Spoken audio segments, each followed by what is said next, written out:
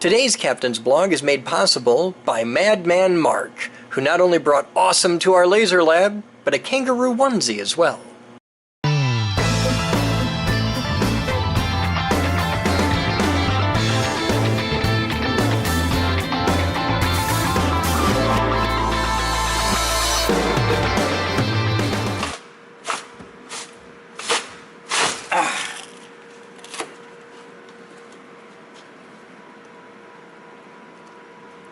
What we got there, Chris? Foam butt. I don't know. Do you like big butts? This is like a Rorschach blob. What do you see? Do you see butt or boobs? Butt, boobs, or peanuts? Peanut. Snowman. There we go. No snowman. Let it go.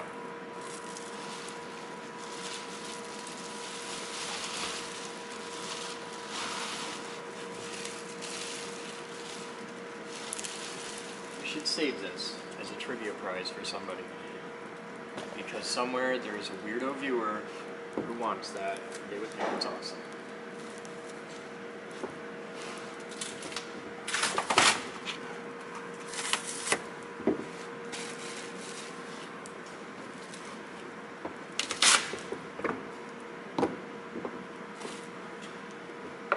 Good morning, kids.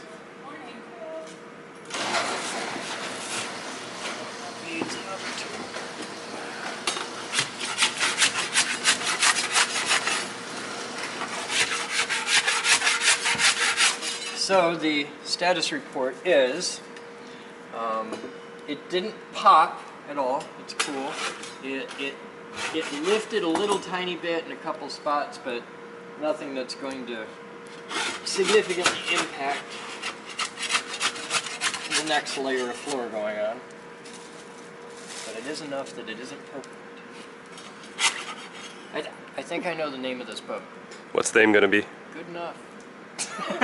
That works for me. It's like, that's the entire level of construction that we're putting into this. It's like, it could be perfect. You could spend 10 times more and have it be really, truly awesome. Or you could have it good enough. Whole boat built under the philosophy of, it'll do.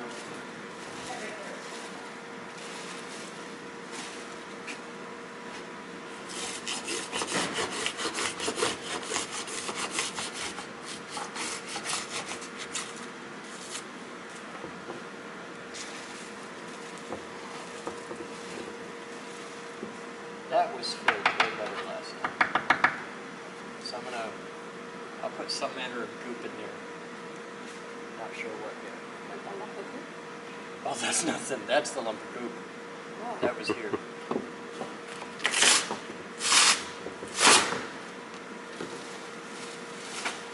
Ten cans of great stuff. By the time it was all said and done. Well, 10.1. Of course, that .1 had to be. .1 was over there in the bucket. Yes. You can see the bucket's kind of blown out.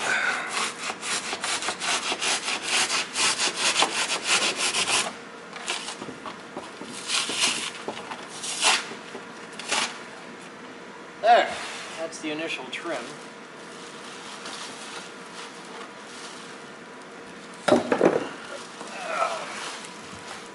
How did the bucket turn out? Bucket is right over there. Oh, I couldn't see behind the thing. Oh, that wasn't bad at all. I expected way more. Well, this'll do. The next step is to put the other layer of floor in for a test fit and see how it lays out.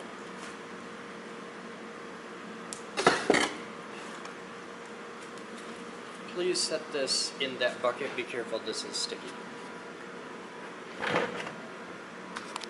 Thank you, sir.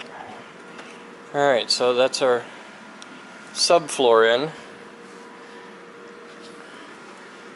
I'm gonna caulk these in to seal them. I'm just gonna fill that with caulk. Or just standard silicone or acrylic? Yeah, just standard silicone.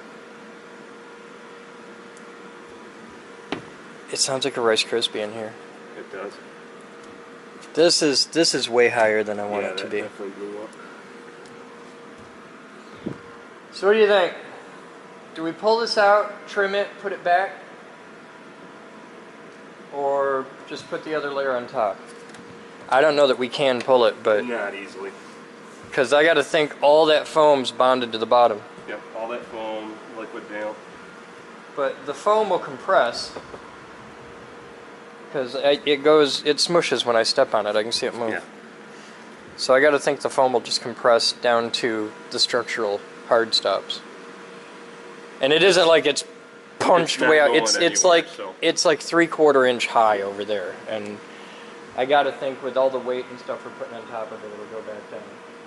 Well, either that or worst case, you do something like this.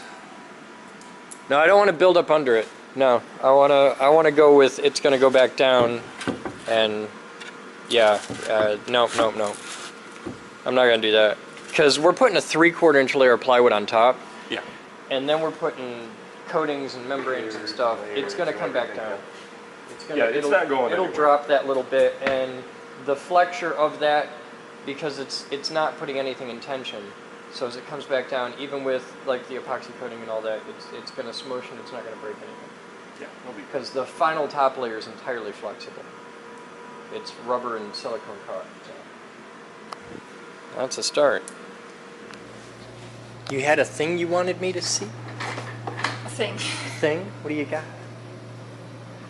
Got this many of them. Oh God.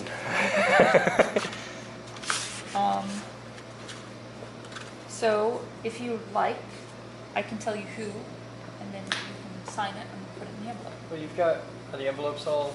Yeah, the named? envelopes are all ready. All right, then I can just give me the envelope stack and that stack, and I'll just send it from the names. Cool. Thank you. Where do you want them? Set that in my office. Thank you.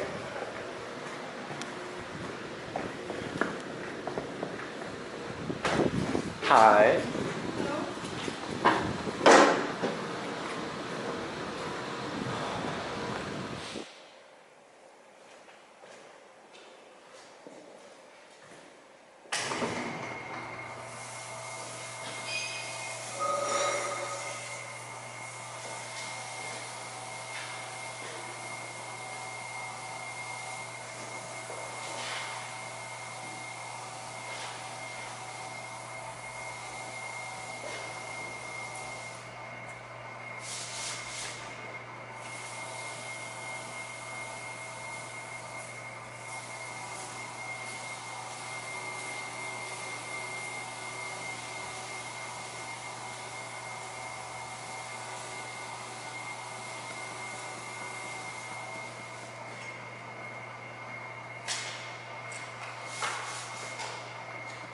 Hey, Batman.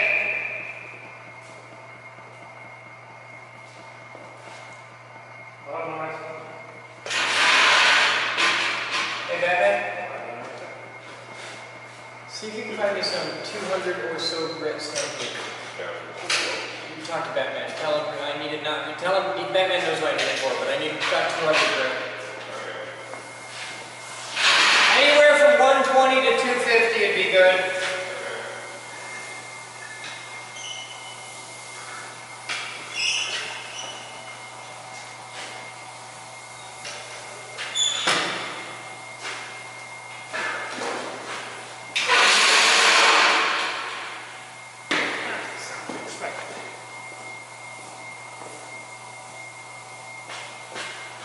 Sure, why not?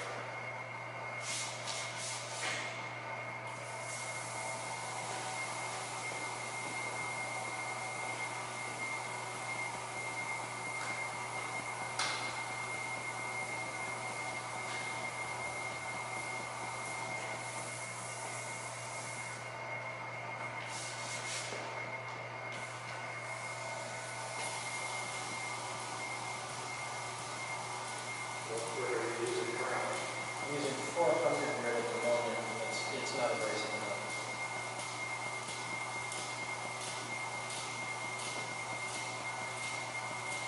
I want something that'll actually chew the pipe a little bit. it's getting nice and clean, but what I need is, the pipe's very, very smooth, and I want something that can make the outside rough so that the polyurethane will bind to it better.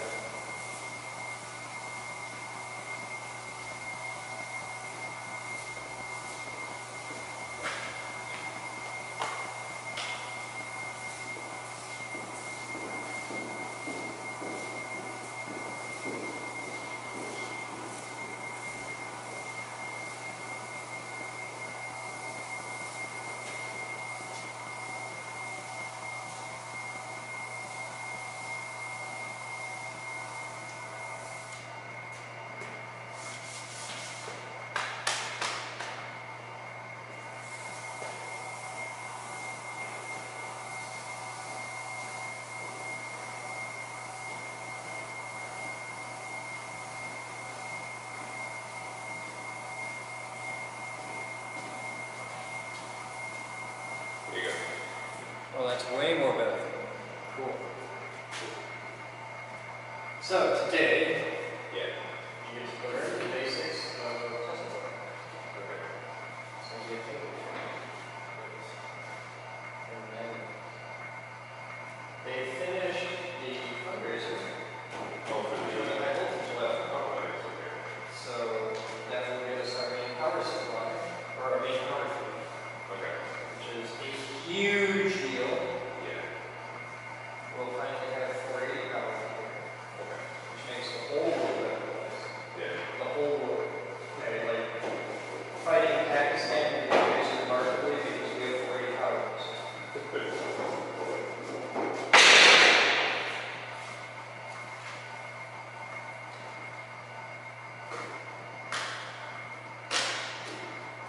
This is, do you know what sandpaper works? Yeah. So you understand, right? Yeah. This is 220. Oh, that's way more better.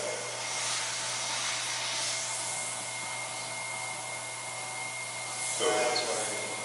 you're trying to get off the thickness? No, the pink is okay. What we're trying to get off is, well, what we're trying to do is upgrade the surface. Oh, okay. Just make it rough. Yeah. That makes the polyurethane stick better. Oh. If you don't have it nice and rough, what'll happen is you can wind a whole coil and then winter comes, And then what? and well, it didn't just fall right apart. We're Okay. going to need some polyurethane. I understand your equipment knows a thing or two about that. Polyurethane used on the table should be good. Okay.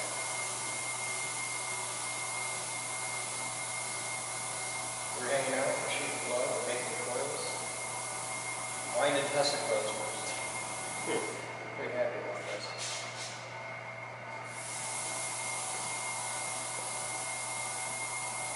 You generally will whenever you put an adhesion surface on something, you don't want it to be too strong. Right, right. In this case, the polyurethane is technically smooth. Okay. And when it's done, it'll have a glass smooth finish. Right, right. Okay.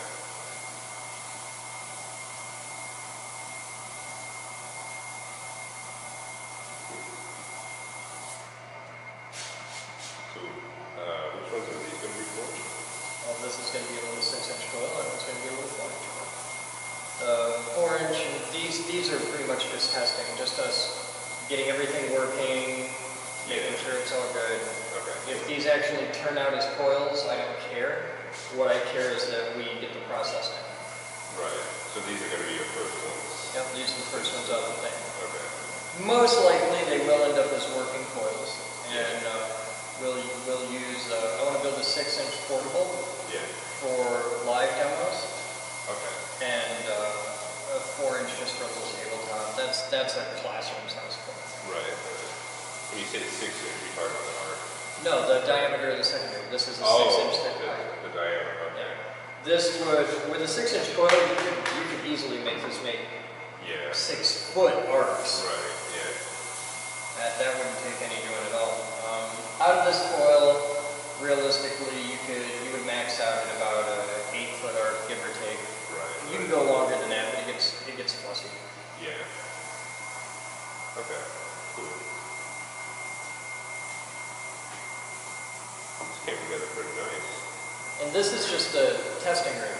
This whole rotisserie is just, I need a rotisserie to build a Tesla coil right now, what can I use? Okay. And we had the winding rig in development anyway. Yeah. But everything, all this stuff is just temporary. This Okay. is not what the finishing will be. Huh. Alright. But I just need something I can throw together real fast, and we didn't have enough bolts in stock to make another frame, so I'm just rolling with this. But Moose ordered bolts. Okay. And we'll be building, we're actually going to have 2 winding rigs. Yeah. There'll be this one, which is for big stuff. This is designed for 8-inch to 24-inch. Yeah. And then we're going to have a separate, smaller winding rig, which is for 2-inch to 6-inch. Okay.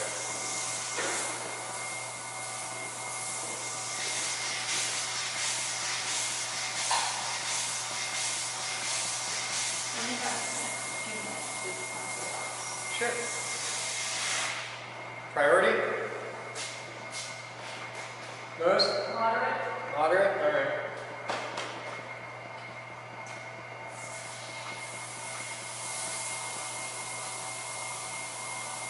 You think you want me to work on it now? Huh? Yeah. Oh, I got a thing just for you. Alright, what's that? Take this. Now, Yeah. you go till it loads up. Wipe it on your leg. Okay. It'll dust off. Yeah. Make it pretty. Don't hit the camera. Okay.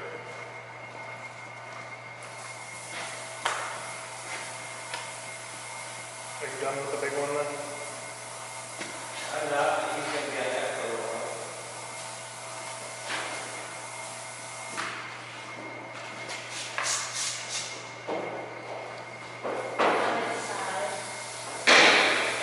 You know better.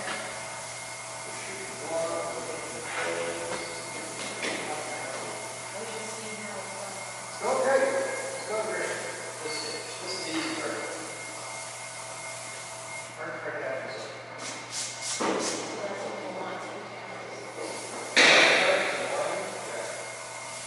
And the line is only really hard, usually, for the first inch.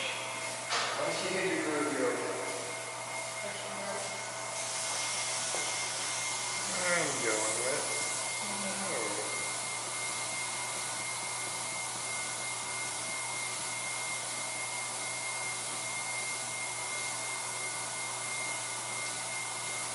If it's not getting hot, you're not pushing hard enough. Oh, okay. Could you stop for a second? Okay. Tried to reframe to see what you were doing. Can't see what you're doing.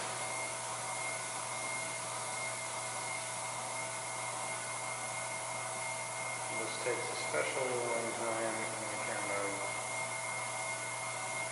stupid thing set to 1 second shutter. Is the wobbly spin going to make it even harder?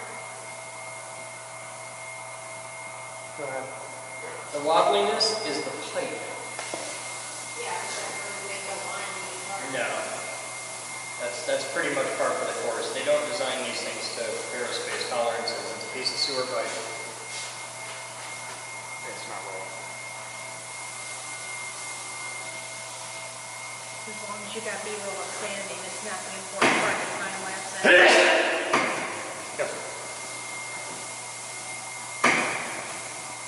What's that sound? We got a little bit too much slack in our thing.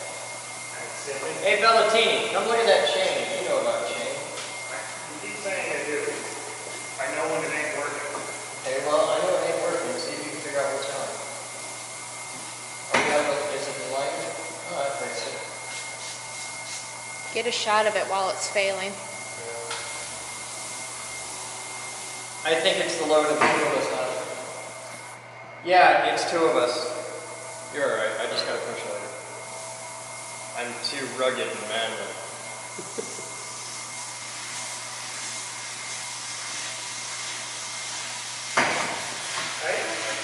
You're pushing too hard.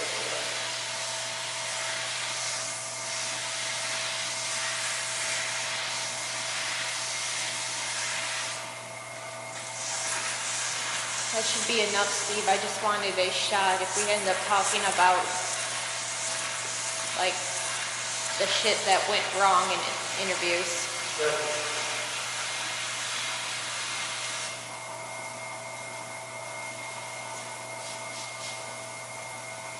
Oh yeah, that feels good.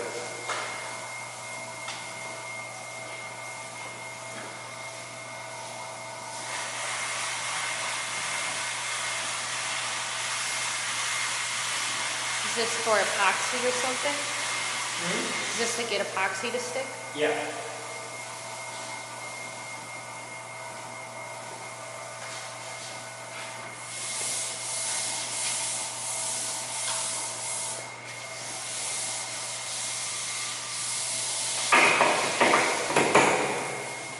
Now you fucked.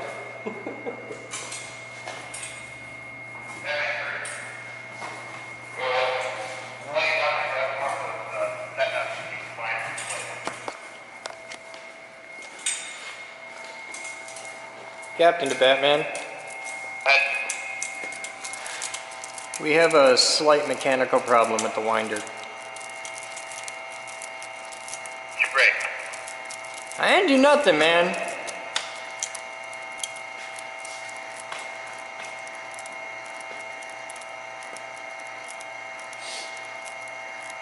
You might want to come take a look at this.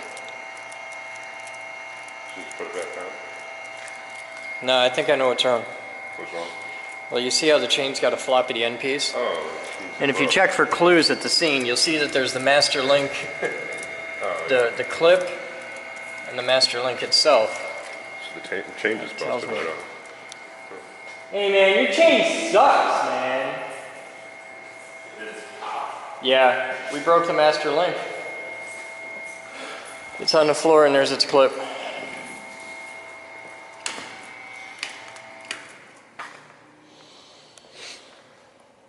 Maverick did it. I didn't do it. The problem He was over here it's poking tension, shit. because this is all bent to shit. It's tensioning to Yeah. It don't like was it. working fine when it was just me. Maverick showed up and it all went, it I just wasn't even broke. pushing on it. It was entirely Maverick's fault. Alright.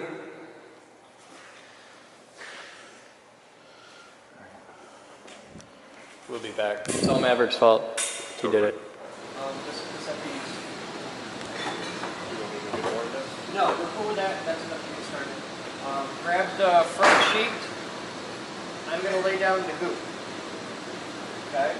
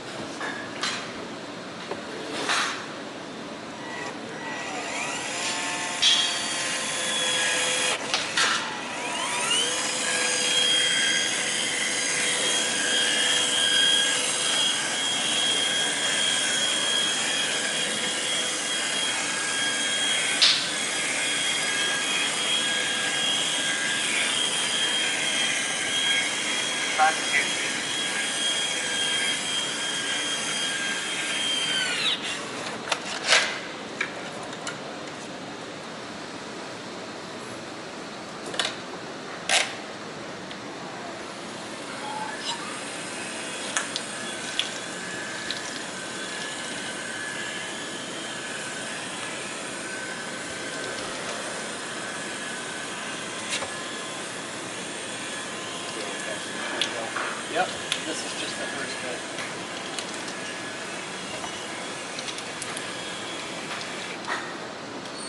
Now is where we have to really pay attention. Yeah, but I don't have to do that until I want to put in the first sheet so I have a place to stand for the second sheet. What? Oh, let it drip. There's going to be wood there.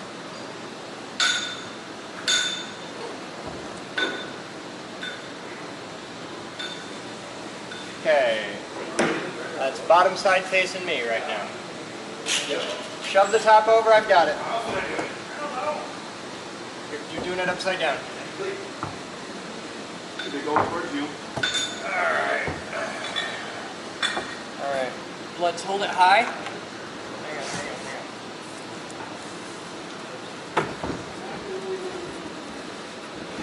You're side. All right, shove forward. Now hold that up. Hold that up really high, because now I can see. As far as we can go. Yep. That's empty. Now I can see where the sides are. You know what would have been smart? We had this in here. Trace it on the floor. That's fucking great. All right.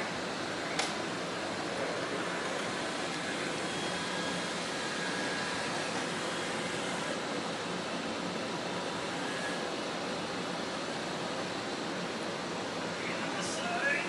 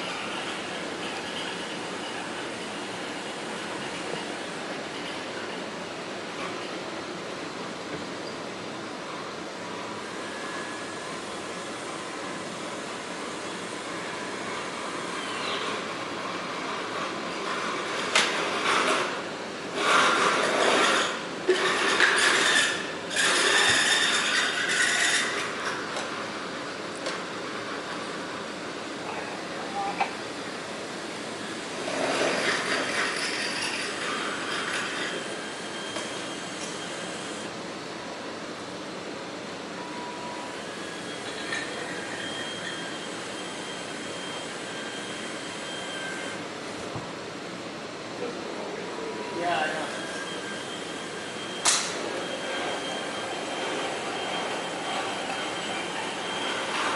But the other piece goes in there.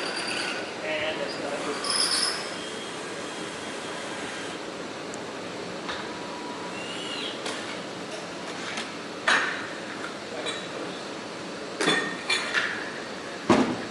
Okay, ready? We're in, we're square. Push. All right, now before I drop this, we got a hammer handy? I can run and grab it. All right, 3, 2, 1, let's go.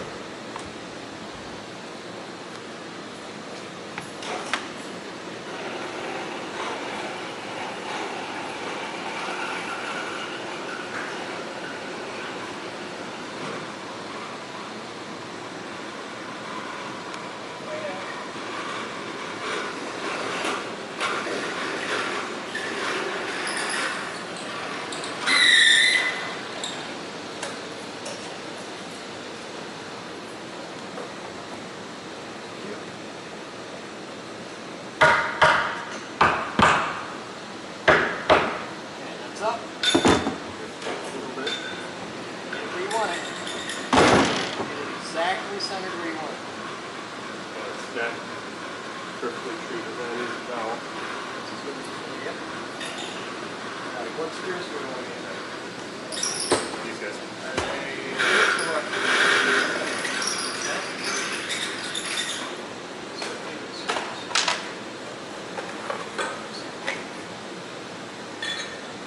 That is your do not cross line. Okay. You're happy where you're at? Yep.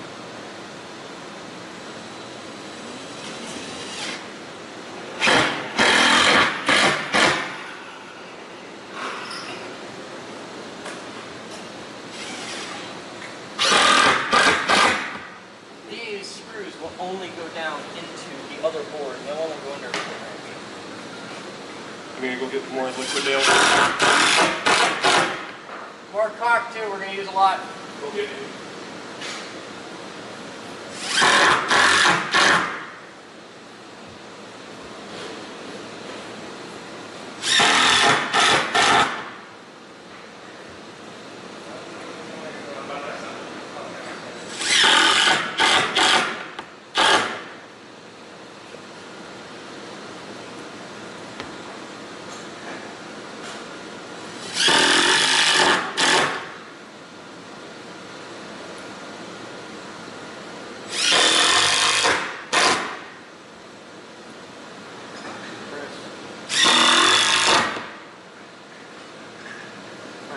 Yeah. I interrupt you for a second. Sure. Go. Talk. What? I remember he'd like to talk to Elizabeth about AV.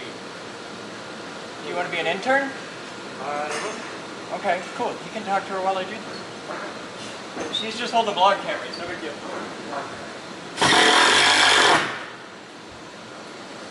Do you have experience in video? Personal. What do you do personally? Not much. Just editing, software, recording, whatever. But I guess I was just wondering, since there was stuff here in my first time, I was told that there was audio video equipment. And if I wanted to record something, I was wondering what was available. Oh, okay. No, if you want to make your own video, okay. We have a massive AV department, but if you want to make your own videos, totally cool.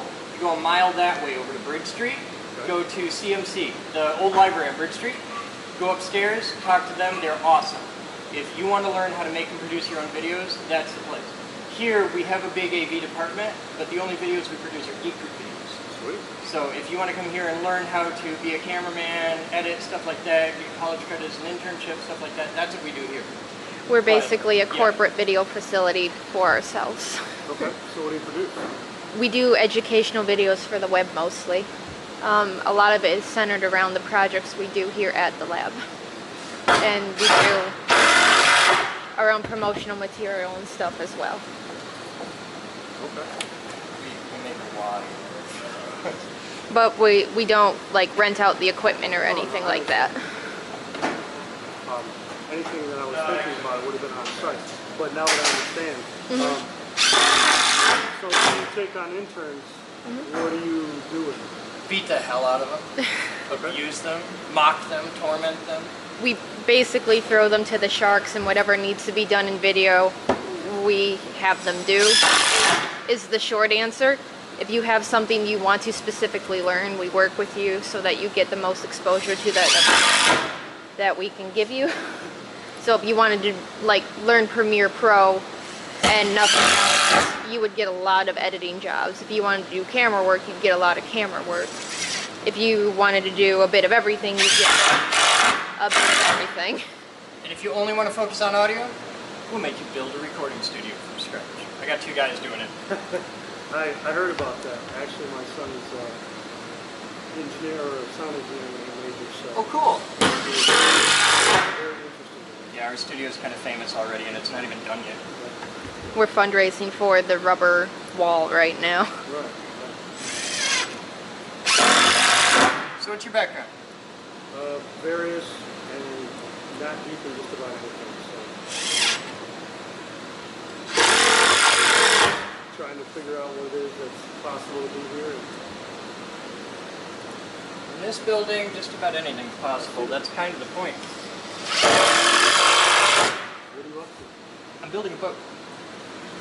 Rebuilding. Yeah.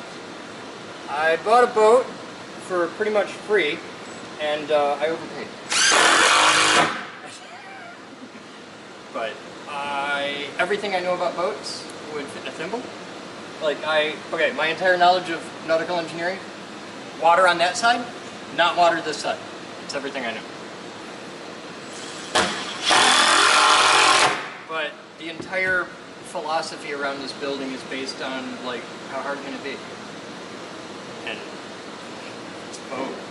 They've had them for thousands of years. I can figure it out. So if you want to learn about making videos, this is a good place to do it. Actually, I want to put a sail on my canoe. No, you don't. I want to go close to there, Chris. Oh, the other piece goes up and touches, doesn't it? That point, like close. Okay. I'll go here. Yeah, good. These are not long enough. You don't want to put a sail on a canoe. Why?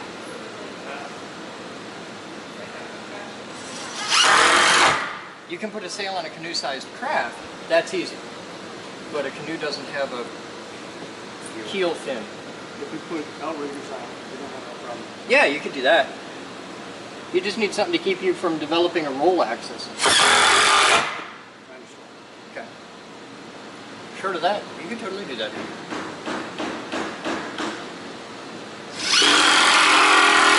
I'm right with you on nautical engineering.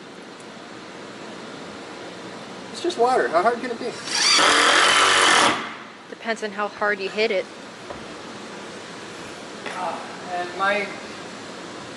I can get away with a lot because this is never going to go anywhere but like the Grand River. Like this will never go on Lake Michigan. I can't swim, so I have a rather particular, like, this will not sink. This will not be put in a position where it could sink. And you wouldn't put that in the Grand Canyon. Yeah, it's going to be fine. 1966 40 horsepower engine. That was 72. All right, other piece. And I need more goop. Well, thanks for the Yeah, info. we're good. Hey, anytime. Where? That? I get one can? You need another one? Let's do two. You can't said have the too much. library? Huh? You said the library for For- making your own stuff? Yeah, if you go to the Community Media Center at, I don't know the name of the library, but it's the one on Bridge Street. Bridge, Yeah. bridge and what? Around that. Bridge Almost and- straight across. Bridge and down- Stocking. Yeah. just west of Bridge and Stocking, this side of Bridge in Indiana. If you hit the laundromat, you went too far. But it's like a block up from the big church, which I think is St. James. You said it's called the community. Media It's Center? well, it's a library. It's a nice, pretty shoebox-shaped building, brick arch windows, right on the. It's on the north side of the street, and it's upstairs. There's a library downstairs, community media center upstairs. Nice people. I started there a million years ago. And if you want to make videos, they want to help you do it. If you want a TV show, they want to help you do it. If you look up Community Media Center Grand Rapids, you'll find it pretty easy. You're roughly to the edge of that white cap. Yeah. What people are you in need of for video right now? We've got roughly a 1-inch gap around the bump bump. Do you have an IQ above room temperature? I believe so. Do you have a heartbeat? No, because we've had a few of those in the last couple semesters, and they were terrible. I'm not asking who do you need, I'm asking what you need. We need people who basically know what they want to do. So we get a lot of people who have walked in and they're asked, what do you want to do? Oh, whatever.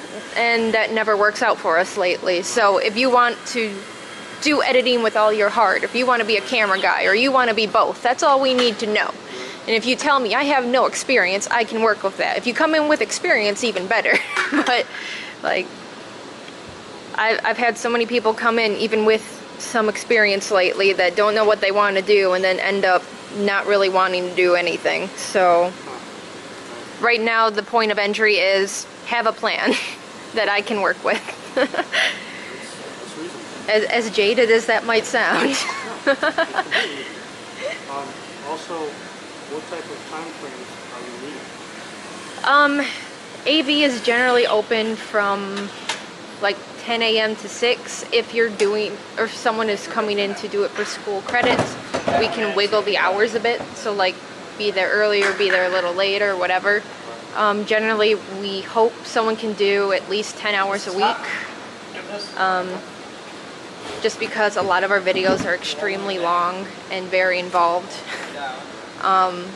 Like we're actually, that guy over there with the camera is actually shooting a video that so far has taken about 10 hours of time just to stand there with a camera over 4 or 5 days. So the editing on that alone will be super involved, not to mention the camera work. But if there's like a couple, 2, maybe 3 days a week, where even if it's only 2-3 hours that we can count on you being there, there will be stuff for you to do. I work every day, so. Yeah. What do you do? But knowing when I come across interests. Yeah. Or if I need somebody to learn something, I can say, hey, we can Yeah. go there, thinking on this. It's a rock and roll environment. It's really laid back. We're very much a big family. It's a lot of fun. It is an organized chaos at best, but it's a fun place to be. I've been here 20 years. Keep doing it. I don't know why. Well, my name is Haywood. Thanks, guys. Appreciate it. Cool. Thank Nice you. meeting you.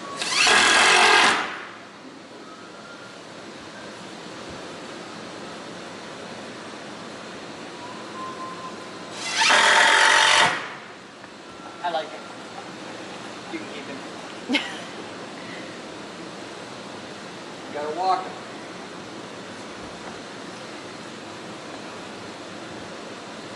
Until recently, we've kept anyone who's walked in saying they want to do work.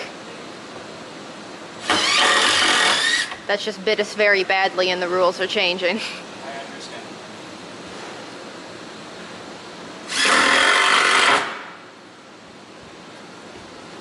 What?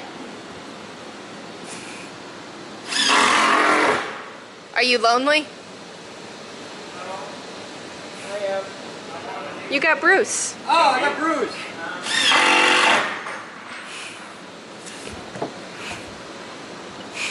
So for the people who are watching, the purpose of the screws isn't structural so much as clamping. Just to hold it down while the glue kicks. Make sure largely that this stays flush. So are they going to come back out then? No, I'm gonna...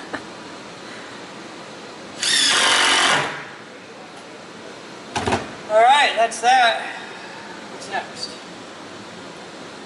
No, I'm not gonna worry about it. There's a lot of glue. There's a hell of a lot of glue in there.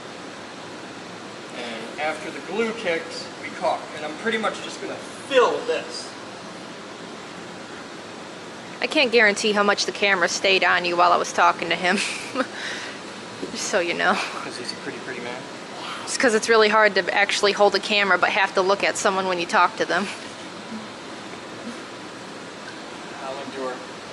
Just the blog will comment and everybody will hate you. So there's a boat with a floor.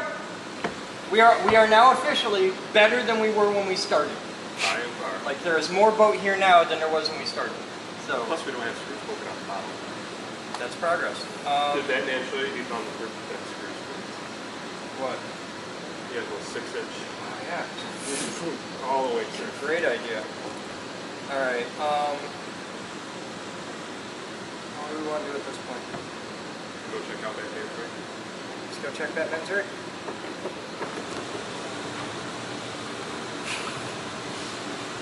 So Batman, explain what you're doing. I'm making a sled for you. It'll hold the wire line. That works conveniently. That's actually kind of cool. That was not planned. It never is.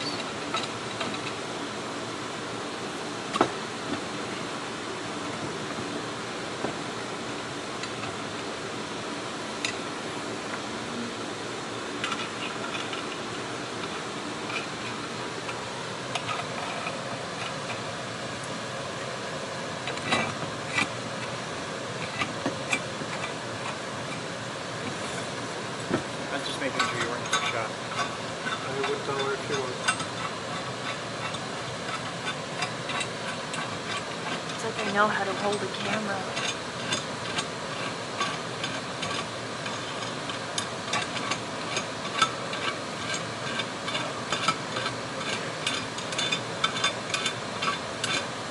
Normal productions. Boom mic in the shop. Our productions. Additional cameras.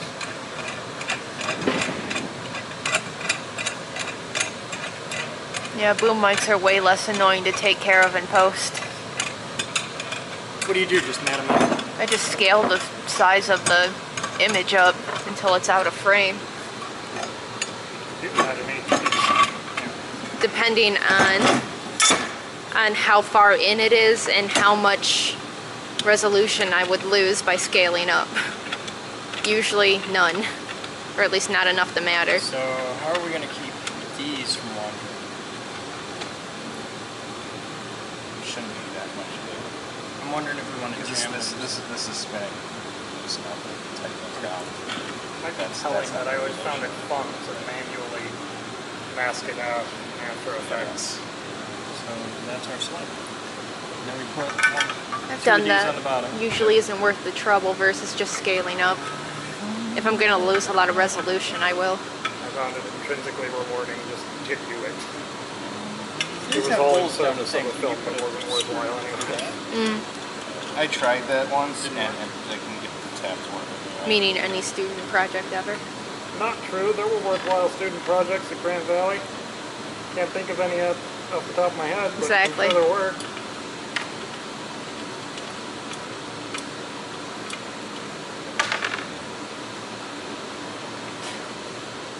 know. I saw some good stuff out of the documentary. Wait a minute.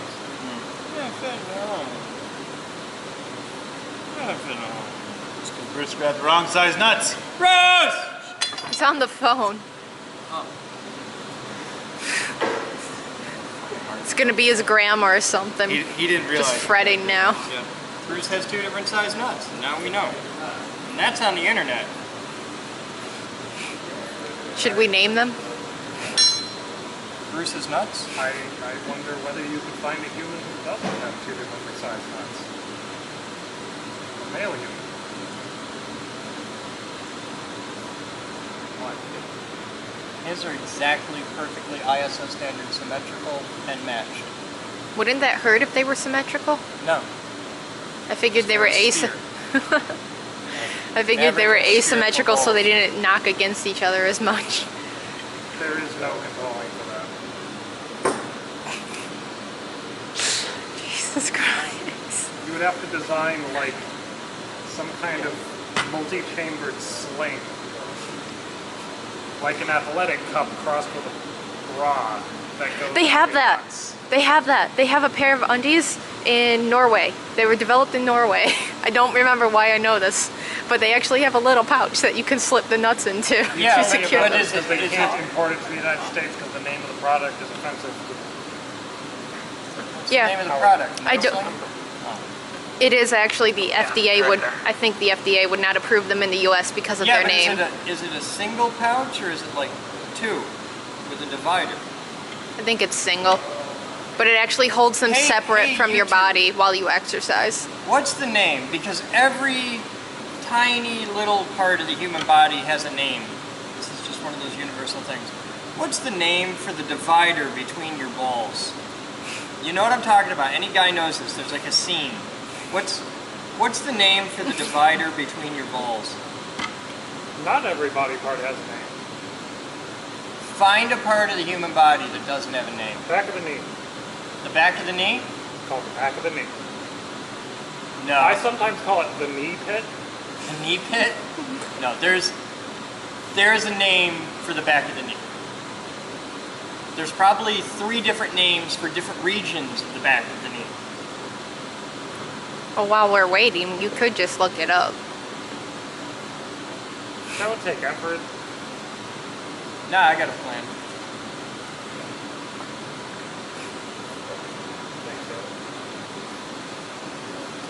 What if it's like the back of the elbow? The back of the elbow has a name. It's Wouldn't that be the front? humerus. The funny bone. It would be the front of the elbow for the. Sorry, I meant the patch of skin people call the weenus. What? The weenus. It'd be the kneemus. Hey, can you look up something for me, Weenus is please? that weird. This is your weenus. I need to know the proper medical anatomical. I like that they probably heard that on the other side of the phone. He's using a lifeline, ladies and gentlemen. That's for the point forward. The proper scientific name for the back of the knee. I like that someone's day was automatically ruined by this inane thing. For the yummy. And I know that you get into weird like this hobby food. What's up, girl? Can you check that out and write it down and when you come in let me know because the blog viewer is desperately needs another one to do this. Ask about the seam too. This all started because we were trying to find out the name for the divider in the screw, like the seam between the left nut and the right nut. If you can figure that one out, you win the prize. But that one's not. So, yeah. Alright. Alright. Thank you. Bye. I remember learning what the I don't know song is why called. they accept my phone calls because, like, every phone call I've ever made is like that. Hi. Ah, Cool. Now we have to install this. The drum is about 1/3 of this. Yeah? Fine. 1/3 of what it was. And now we got belts?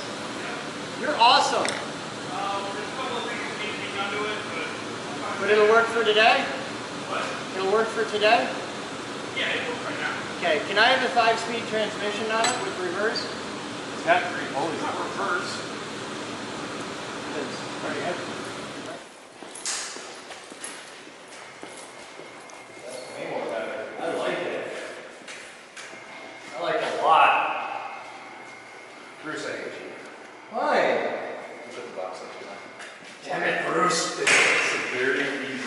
you gotta be like that, Bruce.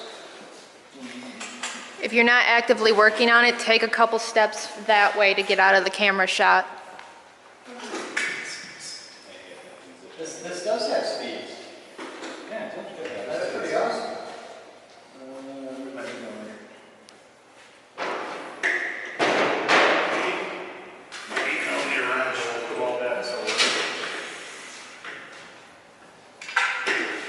Yeah, I can make that work.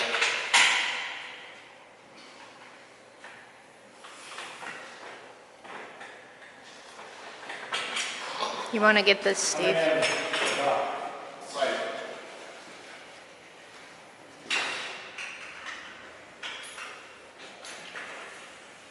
Hey, it's kind of neat this one actually slides. Oh, it doesn't have the other side.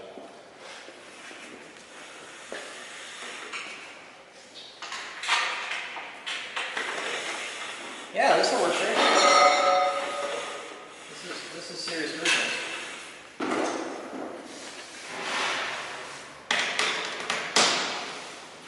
Now we're using some polyurethane.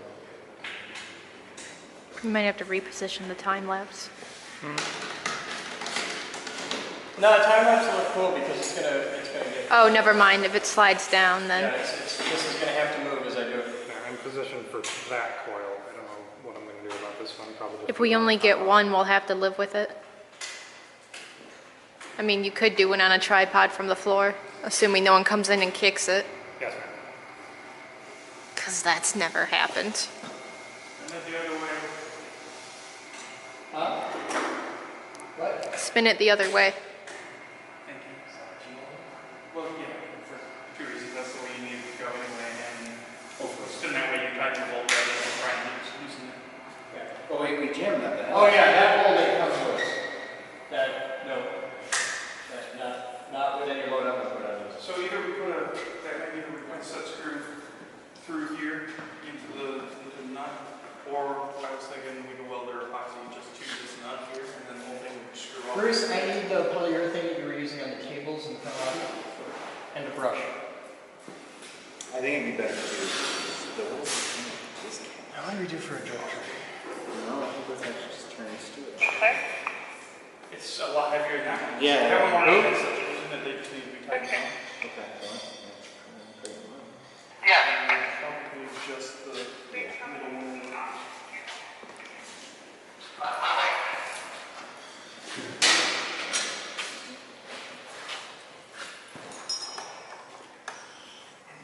Does anybody have any ideas for a drip tray? Just something we can put on the floor under. We got lots of brown paper. What about one of the tubs that Yeah, used we to could catch just lay water down- from the roof? It won't be long enough. But we could just put down brown paper on the It's floor. not like you're going to be able to reuse the polyurethane or anything. Yeah. That should do for we at least got that one on, so if that one slips off, that one's on with it. Okay. Lay out the brown paper.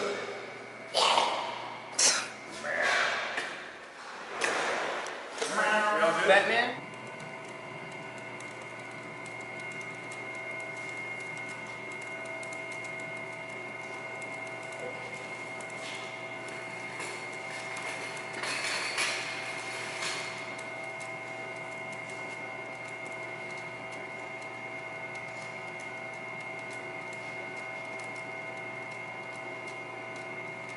It's a thrilling process, isn't it, Maverick?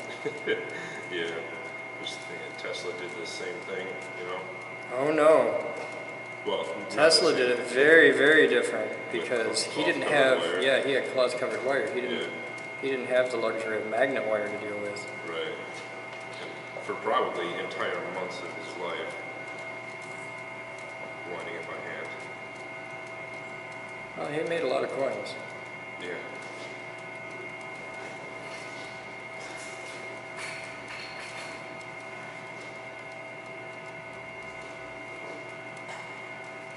That may be entirely why he invented the electric generator and motor. He needed to make a rotisserie for winding Tesla coils. I think it'd be pretty hilarious if that was the reason that the Yeah. electric motor was invented. Pretty funny.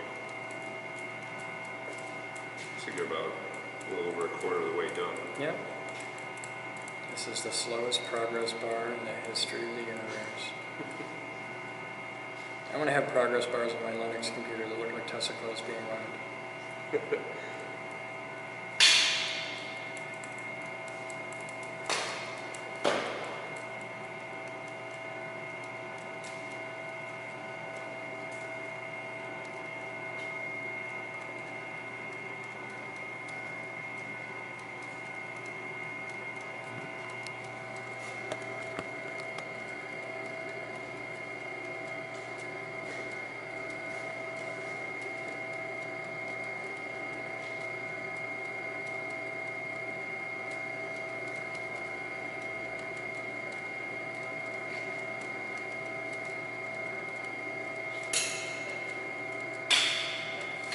How long does it take this epoxy to dry?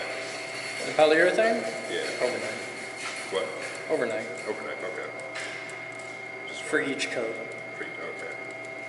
So a good 2 days. Oh, that little motor's there Yeah.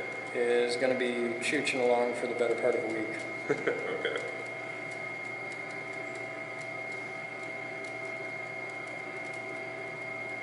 You put a big coat on in the morning, come back in the evening, put another big coat on, and then you let it spin.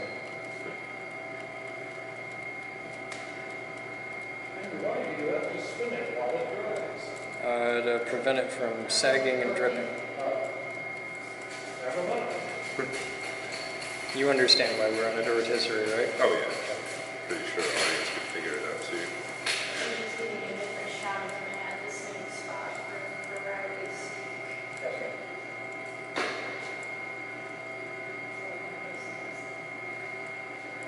That's why one person counts presents or anything.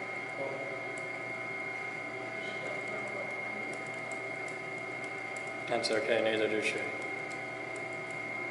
Except if you had a better fluid that moment.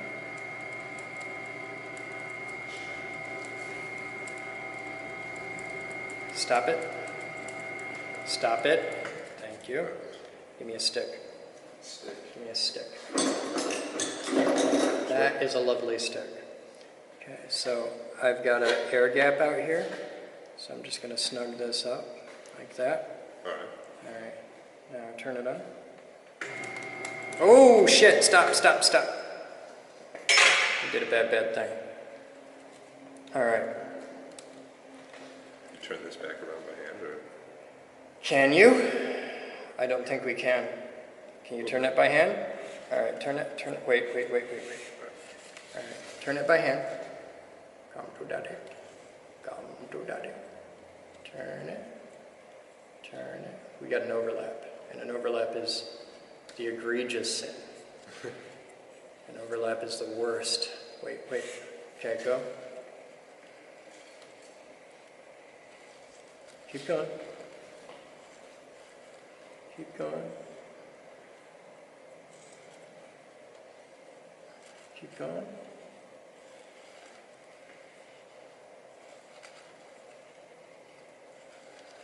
We got 2 more laps. Wait, stop.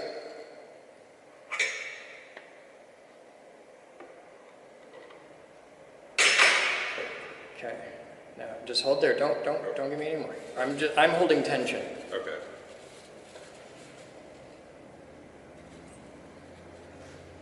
Okay, you ready? Yeah. Turn on. All right. Alright. Saved. See, this is why we really desperately need a variable frequency mojo for this. Yes, you can start up slow and Yeah. yeah. So what just happened? We had an overlap. If you lead the wire too far ahead, then you get air gaps. If you're too far behind, the wire will snap back over where you want it to be. This is a really terrible Tesla coil. Other than just the looks of it, will an overlapped wire cause any performance issues in the coil? It can. Okay. Anything that creates an irregularity is a bad thing. Okay. The ultimate goal on this is smooth uniformity. Alright.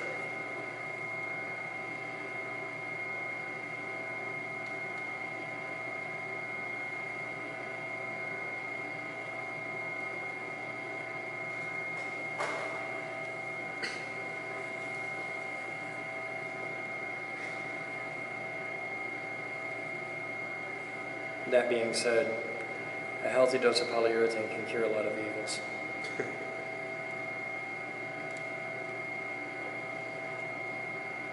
should have attached that to the frame. It's not a good shot for showing over there. These precious little ones. Not here, so I understand why you did it. Did you try to get one second coil? God knows how many more coils will be coiled. What I want is a foot pedal Oh, yeah. where I can vary the speed of my foot. That'd be really cool.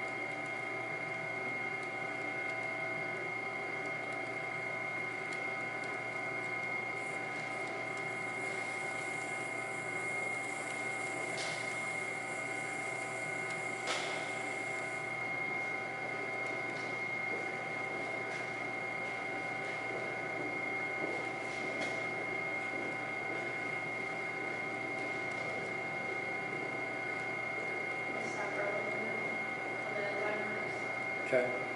Can you get on a blog from over here and get a better shot?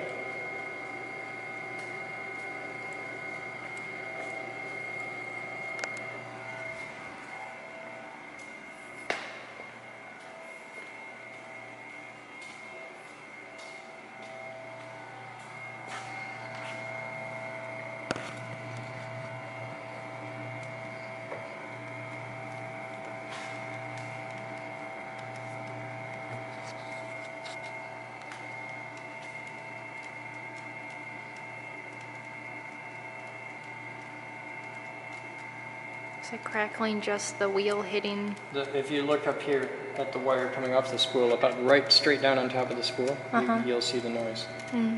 But look at the spool up here, right on the top.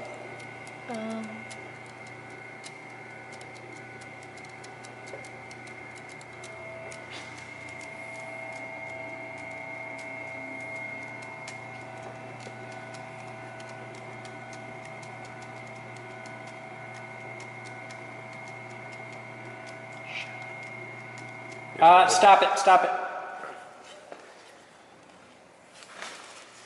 My thumb is on fire. Okay, come on back. You gotta come back for about 2 revolutions. That's inside, that's outside, keep going. There we go. Keep coming, keep coming. Give me another half turn just for safety. Maybe we should develop high voltage gloves for just this purpose. They just have an extra leather pad on the thumb or something. That is not a bad idea.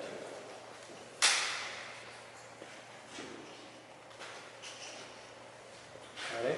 Yep.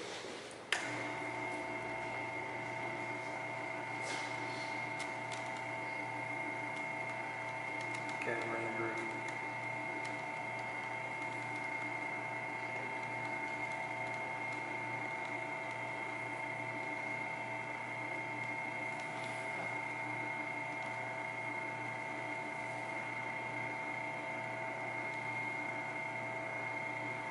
Did you get shots from over in this corner at all, Steve? No, I'm going across the room. Well, I'm not recording at the moment if you want a shot from this angle. It's not the best lit in the world, but it is a different angle at least. Come on back. See, now you're don't lead me. Let me pull. Okay. Yeah, you're just helping. A little more help there. There you go. Where's our jump? I don't see the jump. I think we passed it already. Did we? Yeah, when it hurt almost more.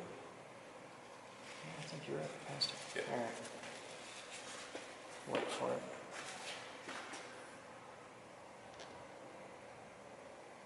JJ.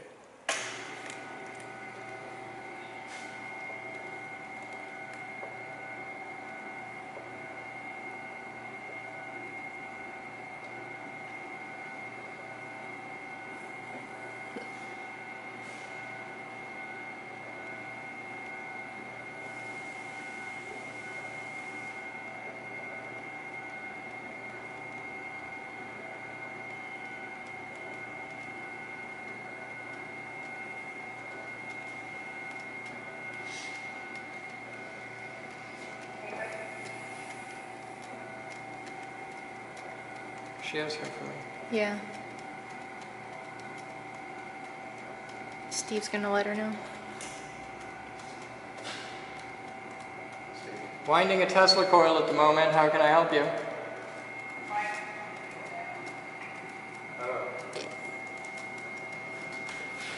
Trying to undo gear now a little bit. In a little bit.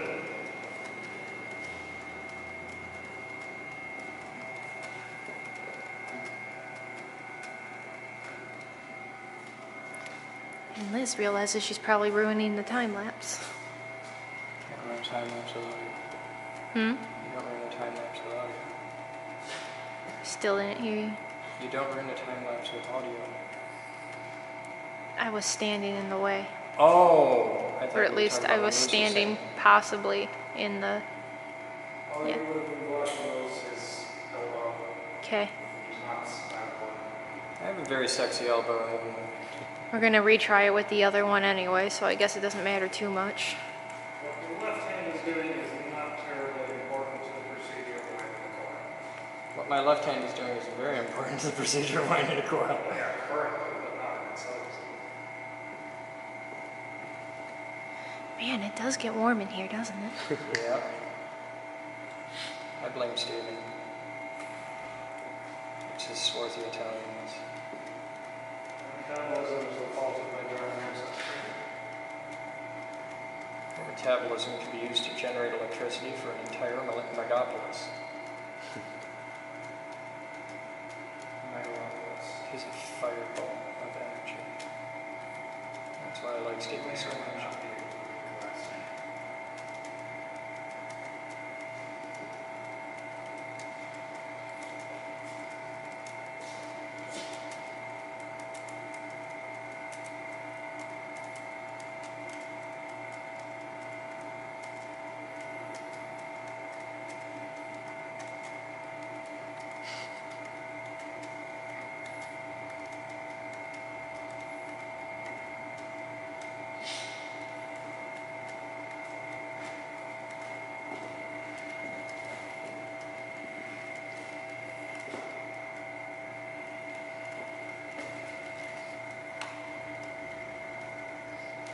Shit, stop. Wait.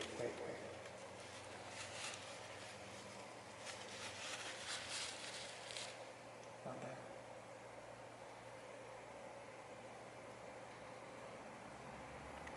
Where'd it go?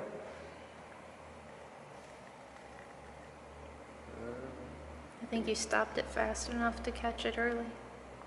Yeah, but I had a good 2 wraps. Yeah, I don't know. Maybe just slid into the. I think it just sorted itself out. All right, hang on. All right.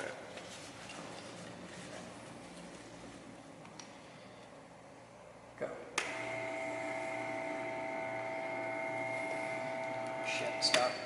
All right. Come back.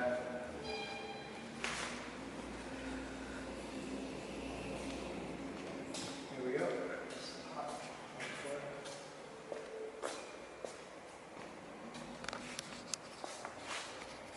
Go.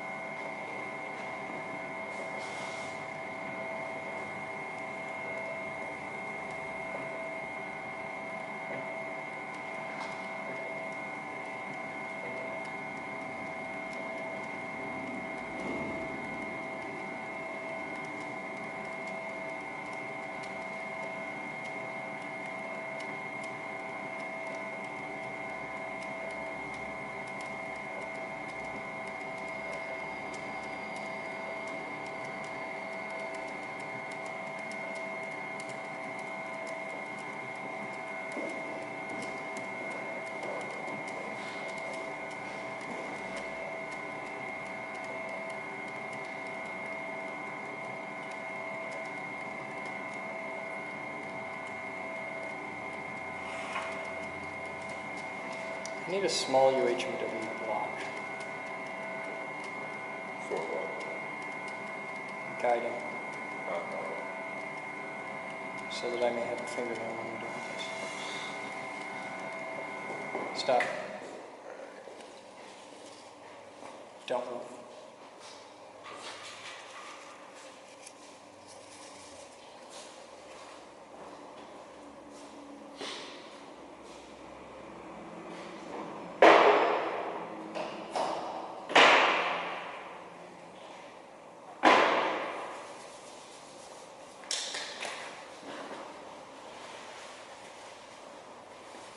So much goop on my hand.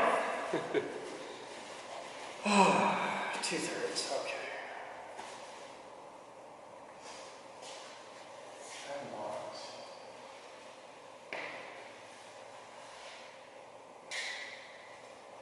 Never mind. Got it. Got just the thing.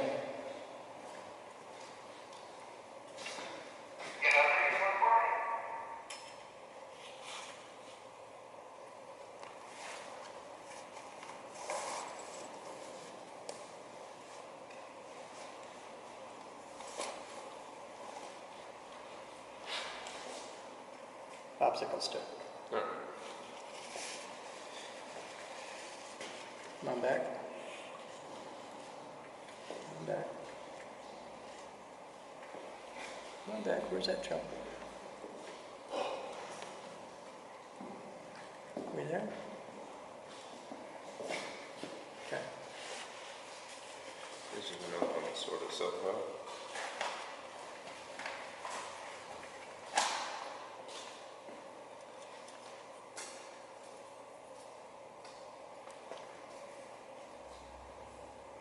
Okay, go.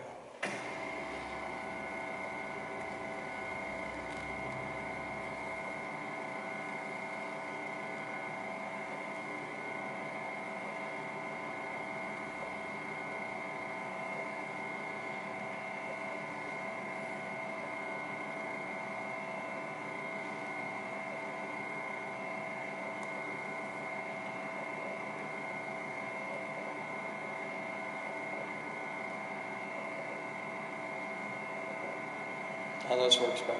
I like this.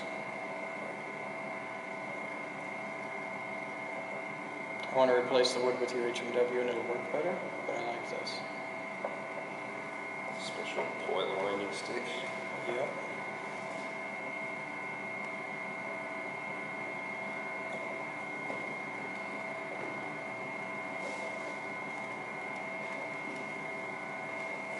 See, we've never really done this with this level of advanced equipment before. Coil winding's always just been something that we endured and never really thought a lot about. Yeah. And now that I can do this and really analyze the process and say, okay, well, how can we do this better? And start thinking of this from a production standpoint, it really changes how you do this. It's like, okay, well, let's add a stick. Okay, well, how can we, let's add a wiper.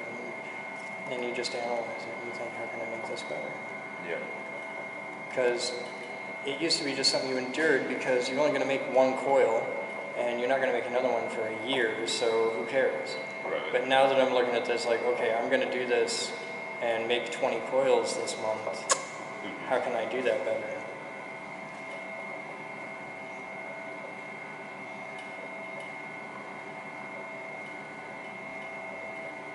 Looks like you get the process down pretty good though.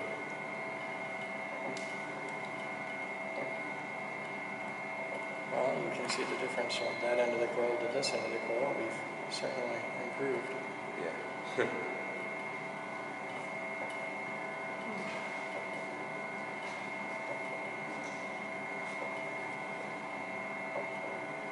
Go see Bruce and get 2 more of those screws, exactly like the wood screws he gave me before. We're going to need them when we're done. Me? Yes. Okay. Tell Bruce you need 2 more of the wood screws that he gave us earlier. Who is Bruce? The skinny Batman. Huh? You'll find him. Go find Batman. Bruce will be nearby. Beard, glasses, apron. Oh,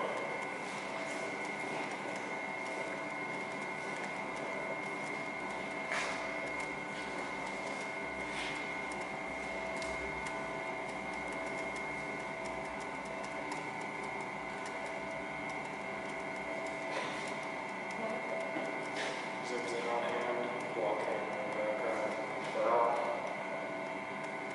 Vlog camera's fine. Yeah,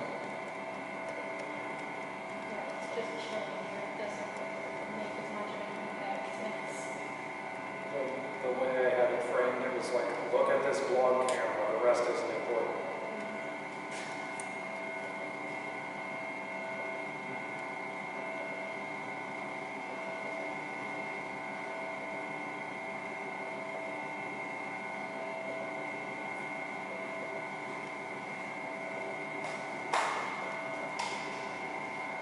Start a new clip.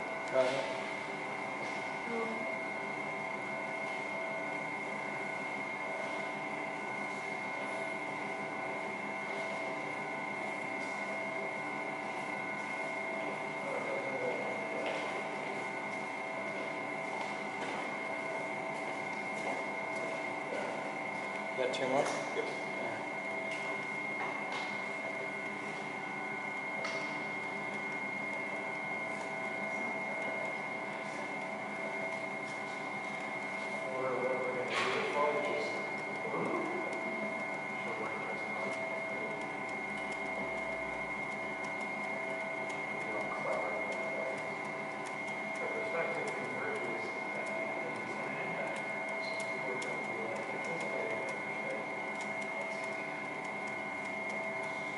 You're putting it all into videos, but you always constantly tell me that we put too much production values in our videos because they want us to be like almost 50.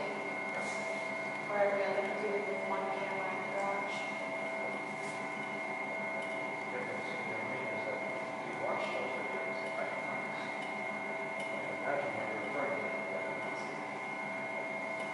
This body voices and stuff in front of the camera.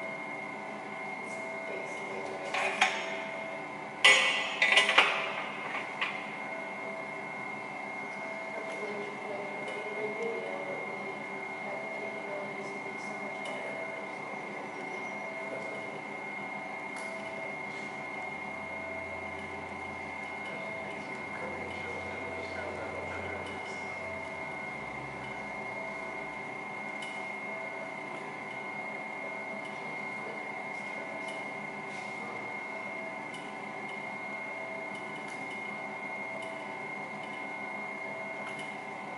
Do they make that many on sets anymore? First time I looked at food, I think it was all reality shows all the time. We're supposed to do great kitchen sets. Very good castle. No, probably this is a lot of people who are sharing their own shows. Walking plates. So this is it. Usually when you host a show or is even entertainer, some shows probably has their own cooking show. Unless you're all on the ground and you have duties and you're basically the Bill Nye of food.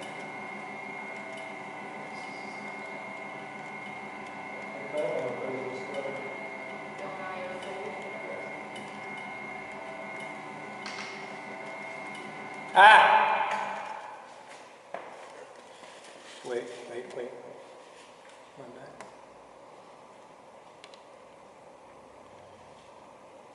My bad. There it is. There you go.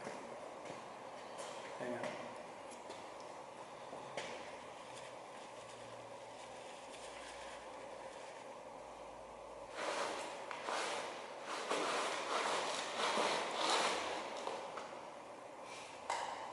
Tell me a still from Coil. Go. Dash. Stop. Coil this, coil that. Come on back. Come on back. We're not there yet. We got a few turns to go. Oh, Yeah. didn't see how far Come I on back. jumped. Oh There you yeah, jump back. Keep going. Keep going. We got another whole revolution. go. Oh shit, you know what just happened? What? We just put that on video. The revolution has now been televised. God, I'm so clever. I wasn't dating yourself at all. Oh, shut up. That was 20 years before I was born. God.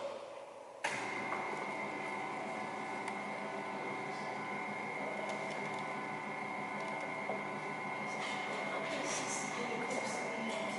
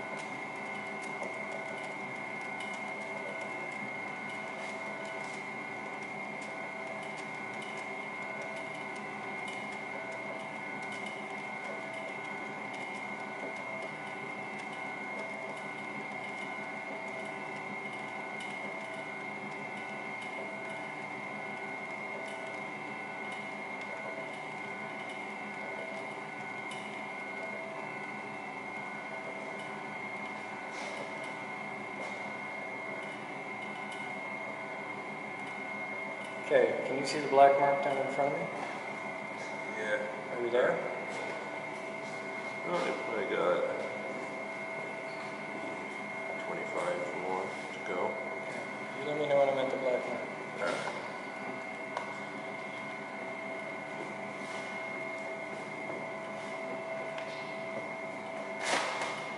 And remind me next time to put the black mark on that part.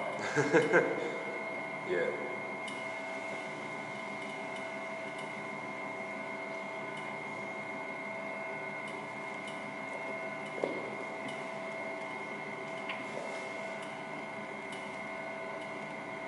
Alright, you're pretty close. Just a little bit more.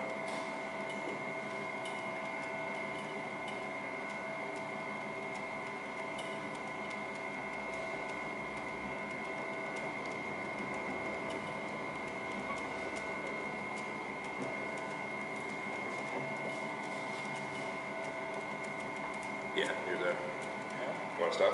No. Okay. Move on.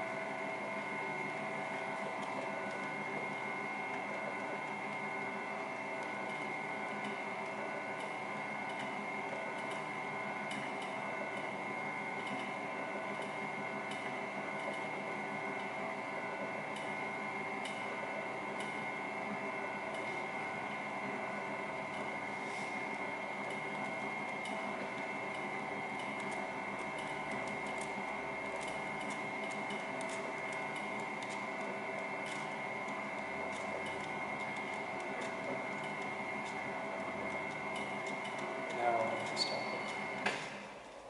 Yep. Don't move. Okay. Just gonna leave that delicately there.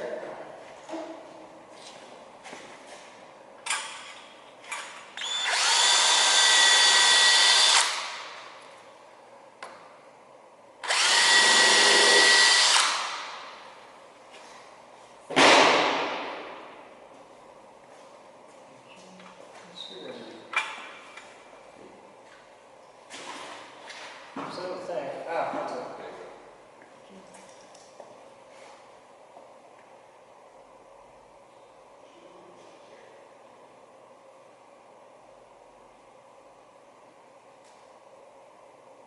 You guys can come in.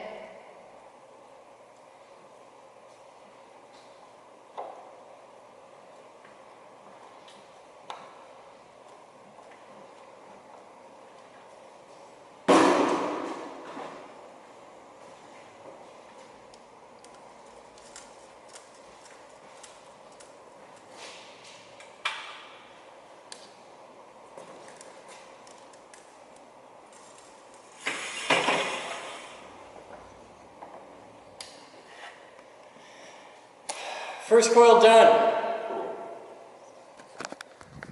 That's that. And there it is, world. First one on the new winding ring.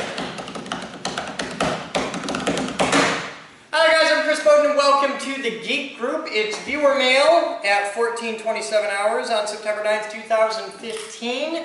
We're a little late today because I was winding Tesla coils with Mav. We're finally doing real high voltage again. Thank you to the IRC for closing out the high voltage fundraiser. I don't know why, but there is torture and pain on my viewer mail set today because I love pudding deeply. I especially love tapioca pudding and chocolate pudding, and butterscotch pudding is also an excellent win. And the very first ingredient in here is water, which is fine. The very second ingredient is non-fat milk, which is not. That's just me. So I don't know whose this is, but it is for whoever can grab it first. Find me a milk-free pudding out there that doesn't suck. Tapioca, chocolate, and butterscotch, and I'd be a happy guy. I could probably gain 20 pounds. Pretty sure it's from Melissa. Huh? Pretty sure it's from Melissa. Melissa just brought pudding because love. Be careful with that.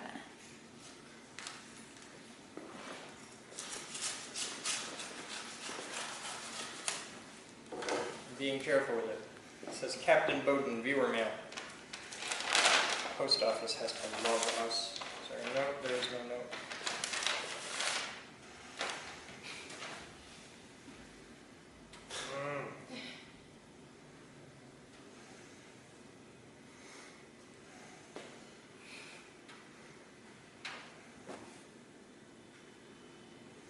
I have an Ebola t-shirt. I have no idea why, but I think this is awesome because I am a huge fan of vicious diseases. Enjoy the cock Ebola. From Stefan Nielsen. Thank you, Stefan. It doesn't say cock Ebola, it just says Ebola, which is good because I can actually wear this. I think he's calling you the cock is inside. Thank you, Mr. Nielsen. Oh, we're competing with the Apple Keynote at the moment. I don't care.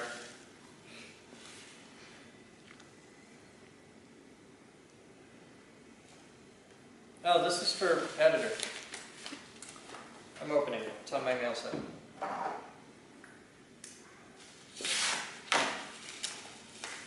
I think he's waiting on boards. I think it is boards. It's not boards, it's cords. It's a cord for Stephen. I think that's something he ordered.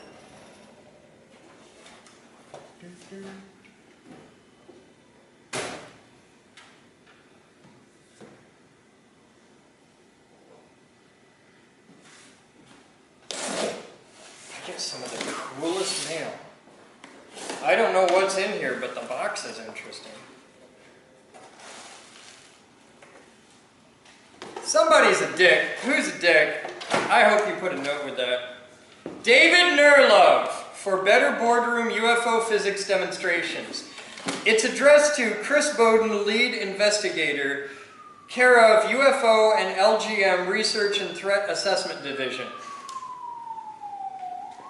David gets a present from me today. I don't know what, but David gets a present from me today. And look at this, I got the board. I real markers in the boardroom. You don't know how happy I am about this. Oh my god. We never have decent markers in the boardroom. It's a thing.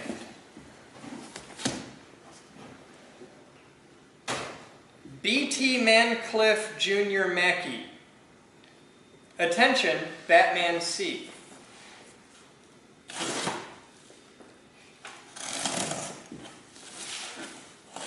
Not a single thing came addressed to the geek group today.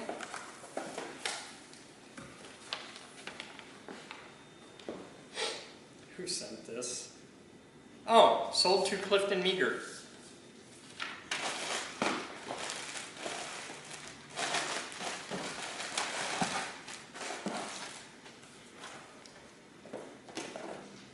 A high-def video camera. Excellent quality. It says right on it, it's excellent quality, so you know it's good. Here's a good flashlight that doesn't suck. And a variety of fruit flavors of PVC electrical tape, including stripes, which is relatively rare. We have green with yellow stripes, and yellow with green stripes. And then we have yellow and green and gray. I don't know why gray. And blue, because always blue. And yellow and green. And blood. Really? That is. It's not red, it's not brown. It says brown, but that is going with blood. Dried blood. And this is tip, tinner, and cleaner. Not for use on penis.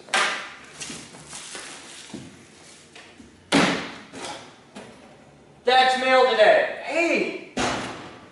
I got gummy bears again.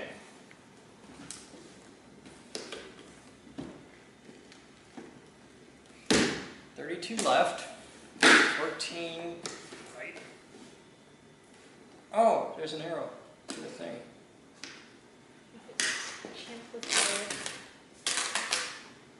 Never had gummy bears with a lock on them before. Who wants gummy bears?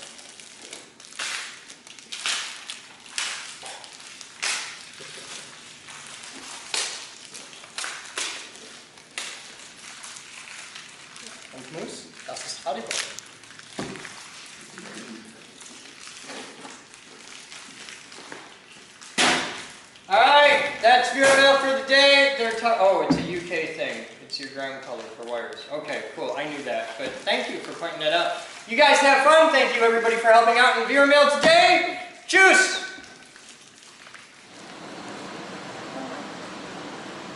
So what you doing, Batman? Cutting out my fiberglass cloth, and as soon as I get these pieces cut, then I'm going to start repairing these holes in the back wall.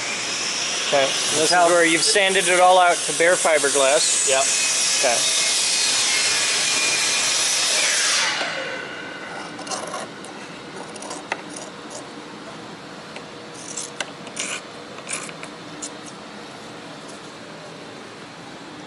Cut out a few sheets because we're going to do multiple layers. Okay.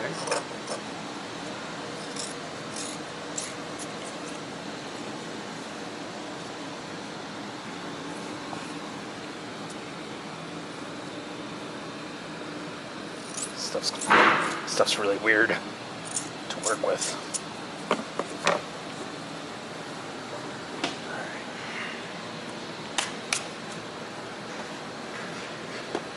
Okay, so you're gonna do your mix and goop and all that. See what happens there. Everything's been sanded and cleaned with acetone as to the instructions on the box. So they can't comment, oh, you're doing it wrong. I'm following the instructions, motherfuckers.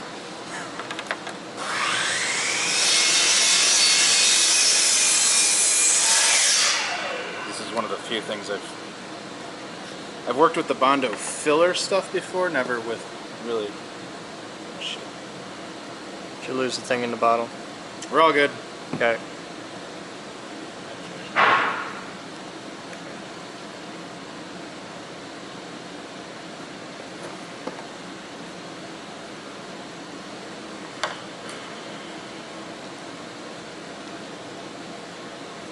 Tiny pinprick.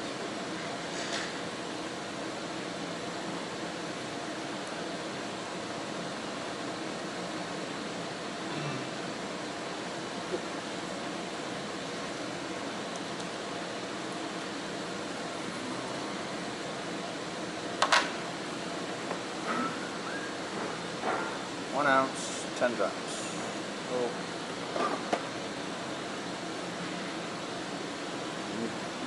There. So we're going on 1 ounce. Yeah, but we got to put that on a level thing. The back part of the boat swoops up a little bit. Here, hang on. You gotta move your hand. 1 ounce? 1 ounce is yep, up there. I see it up there.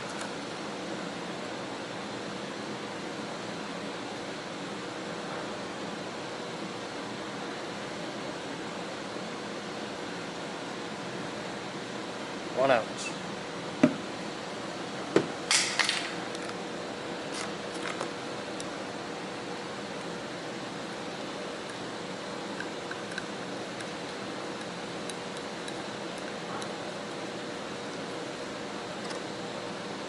I'd do 2 ounces for your first. I'm gonna just try 1 ounce, see how well that works for me.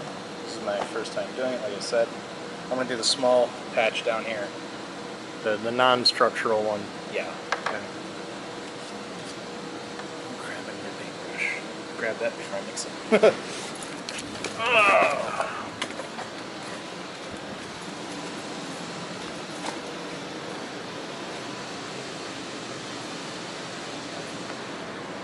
All right, you're in the blog. Tell them who you are and what you're doing. My name's Gary, and I'm making a medieval-style rope bed for camping. Kick-ass. Specifically one that can fit into a compact car. So this is where it begins. Yeah, I've got all the boards rough cut. I just have to cut the tabs and slots to put it all together. Cool. We will follow along as you go. Fantastic.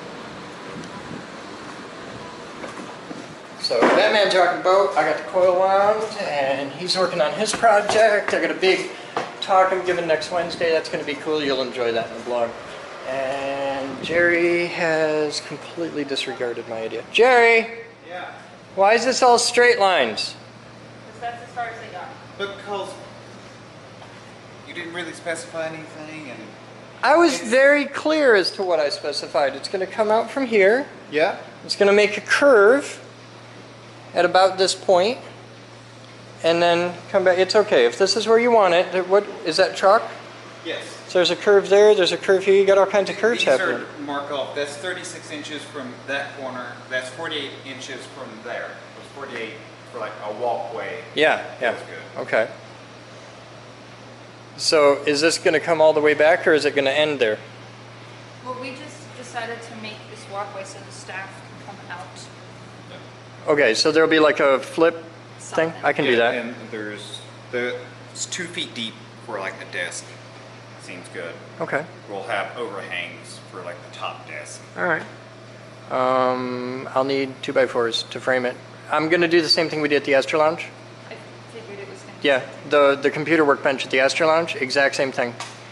Because that was a really nice customer service desk, and I'll do the corrugated metal on the front. Easy. Now, how were you imagining it? Like it? There'll be a curve here. Starting here? No, Going out? there's going to be a curve here. I'm gonna truncate Okay. this corner. Like, Um, like this. What's the radius of the curve? I don't know. I'll let you know when I make it. Okay. I just got you a bounding box. Yeah, you gave me the box. This is where I start. Now go get me some 2x4s and I'll frame it. Okay. We'll start on that tomorrow. Okay. What you need to do is math. Okay. I need to know. Make your lines of tape well, here, get a tape measure and get a tape measure and a notepad. Measure and notepad.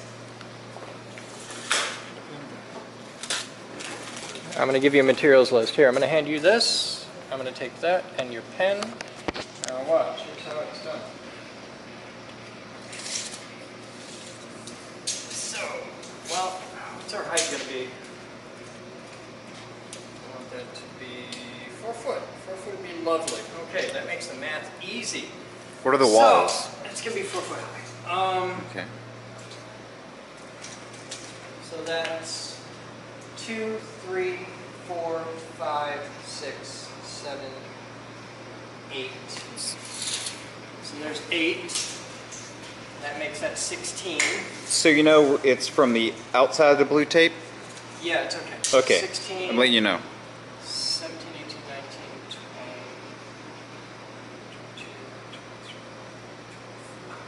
20, 6. 26 is the number, so I need, okay, that's 26, which takes us down to 14.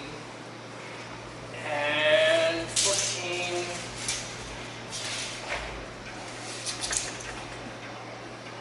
All right.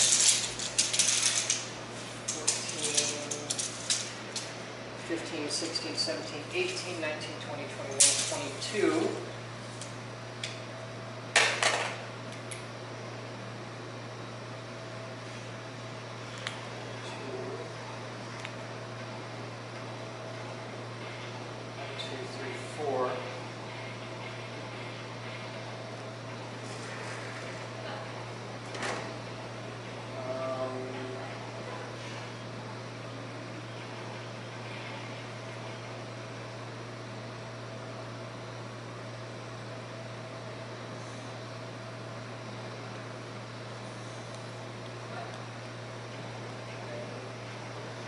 It's 2 foot deep. Yeah, for the desk part. Alright, so 2 foot deep gives us. I'm thinking while we're... Don't Okay. think right now. 2 foot deep gives us 2, 4, 6, 8. 1, 2, 4, 6, 8. 2, 2, 4, 6, 8. 3, 2, 4, 6, 8, 4.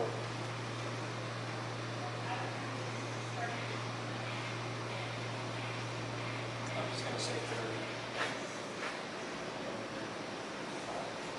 30. I need 30 2x4x8s. I need 5 2x4x10s. I need. So you know the actual desk part ends here. So that's just going to be... No, it'll be a desk all the way around, but this desk is going to hinge. Okay. It's going to open. Um, I need. what I was going to say, while we're doing all this, how do you feel about extending it past this pillar into the office? No. No? maybe in the future, but I'm not going to worry about that at the initial stage. 5 pounds of... What's the normal torque size? T25? Yeah. Okay. T25 torques.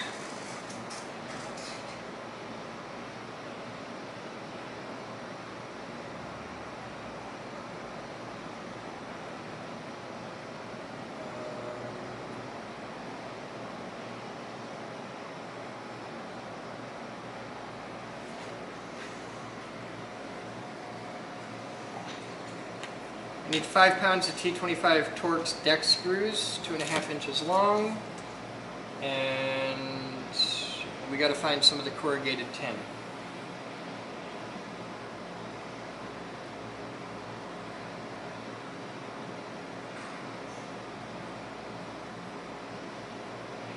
I want the corrugated tin. You can get corrugated tin in 2 different types. I know exactly what you want. I want sine waves, not square waves. Okay. Cool. Do that, and I can frame that in a day. All right. Cool.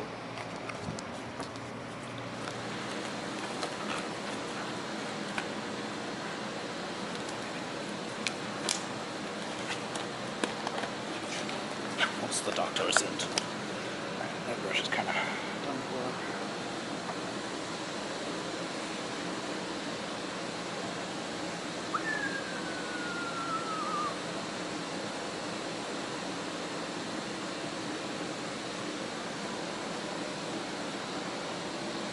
We're doing 2 ounces. Yeah. You sure that's a full ounce?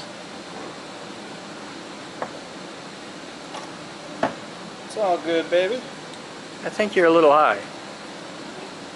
Nah, man, I don't know what you're talking about. I've been clean 6 years. The aroma back here says otherwise. It's all good, baby.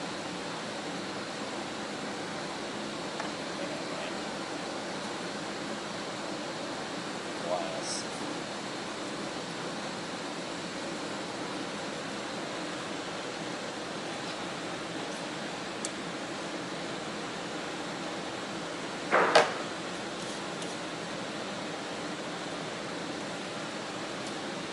Shit's fuzzy, yo.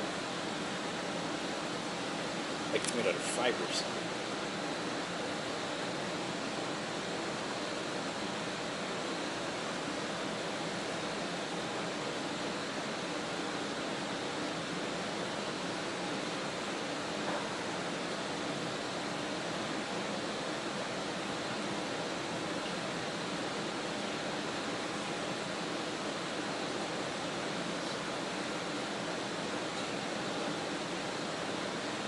You're all out of fingers.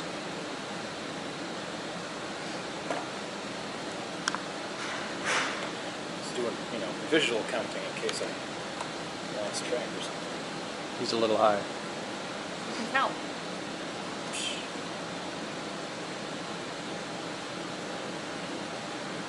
Not bringing you with me when we do our production around a Fulbright, Batman. No. I have a headache now, though. It's never fun getting high when it's me. I just get a headache. I'm just agitating the tumor.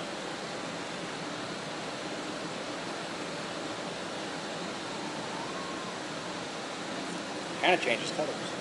Slightly. Well, it gets a little thicker, darker color from what we originally poured out. Should probably close that before I bump it.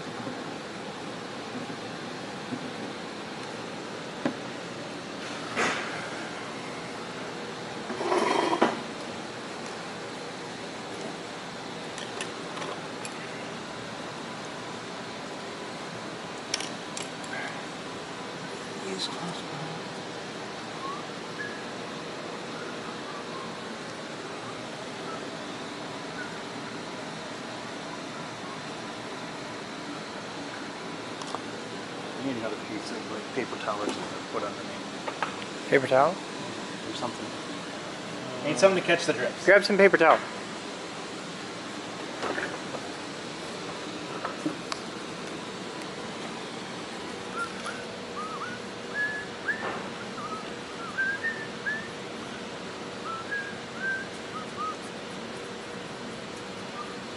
And are you packing this into those holes? The first layer I'm kind of packing into those, yes. Okay.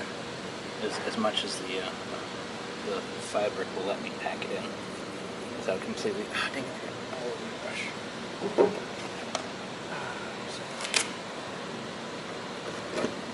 This just ended a mess.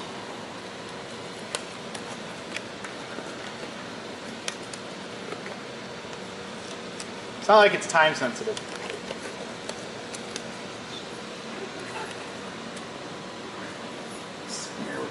Oozing fiberglass.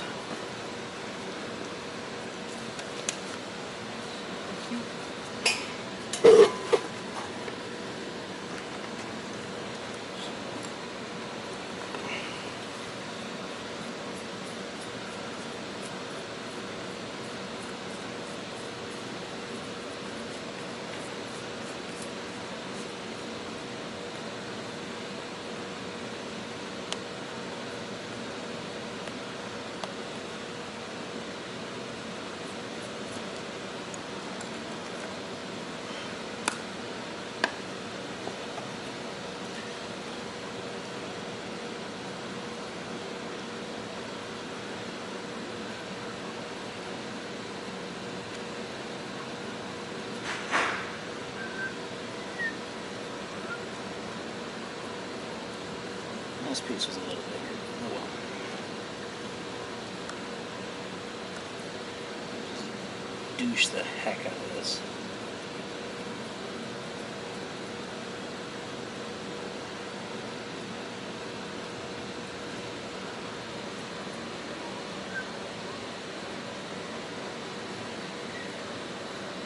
Oh, no, it's got kind of shit.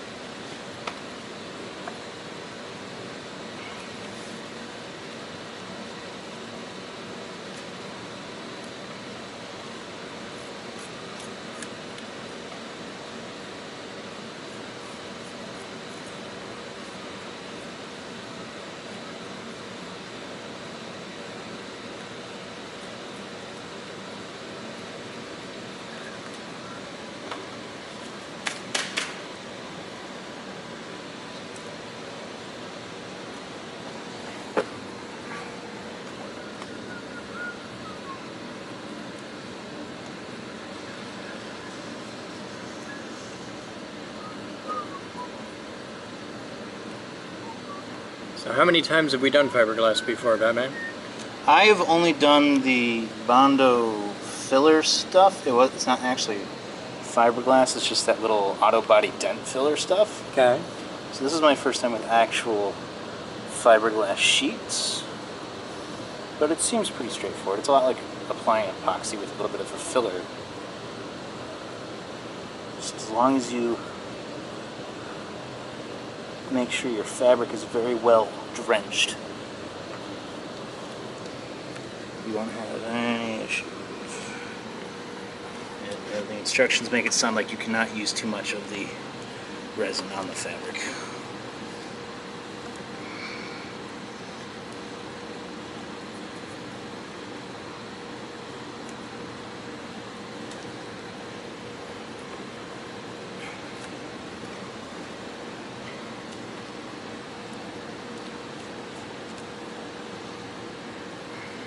So how many layers do you put on? I'm going to put on 3 and we'll see what it looks like. If you want, you can add additional. You'll just have to rough sand the harden. So you just sand it with an 80 Sand grit? it, sand it with an 80 grit, and then you can add more layers as you want. Okay. I'm going to do 3 and we'll see how that looks tomorrow morning. And if we want more, we can very easily do more.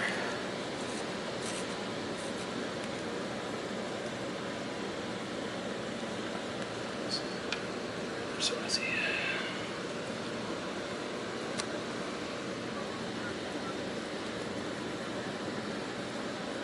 I would use a much bigger brush next time. Yeah, this was the without going crazy, but this is my next size down that I had. It worked really well for the smaller one. I would totally do this with like a 2-inch brush. Would be perfect. Yeah, 2-inch brush would be great. I only had 4 inches though. I was like, I'm not going to use 4 inch. It gets a little ridiculous fast. But this is doing just fine. And for the next For the other patches, this brush will work great because they're only like 1-inch square patches for those screw holes on the bottom. So we'll get a big one for the inside patch job. That one's going to be fun.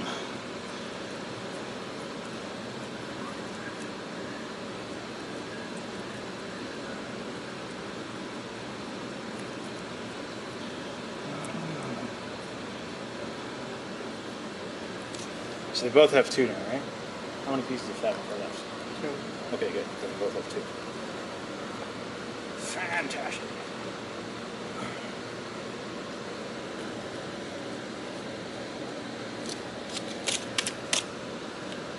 Let's just accept it. I'm gonna slide that one up a bit. You're missing yeah, like the top inch here. Yeah. Oh, the actual hole is up here. Oh, okay. It's down here more. So I mean, I sanded a little excessively. That's okay. I'm still within the. There we go.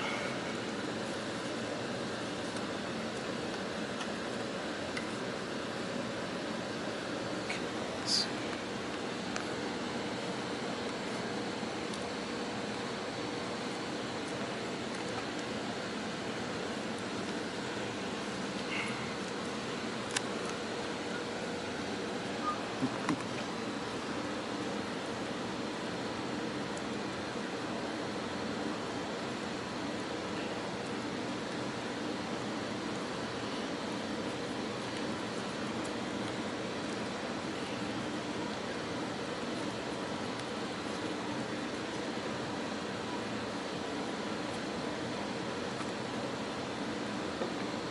It's turning black on some of the edges. That's kind of neat. Yeah, it does. I don't know what that means. Maybe there was a little acetone or something still there. I don't know. No, the acetone evaporated a long time ago.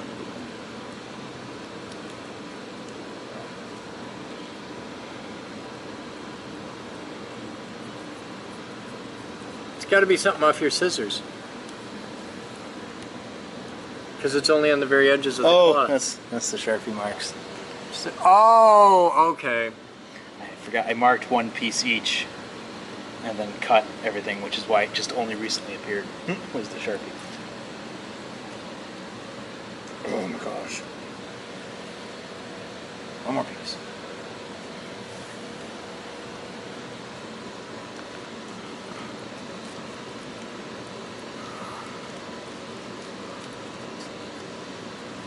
Stick to the boat, not my fingers. And my fingers have just about as much resin on them.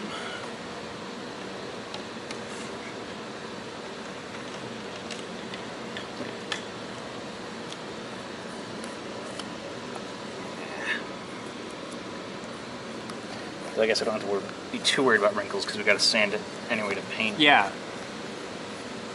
Clean up the edges. That's why I'm going well over what they suggest, is so you can, when you sand it, you're not weakening your patch. You're just sanding the excess floof off. Really, is what it comes down to again.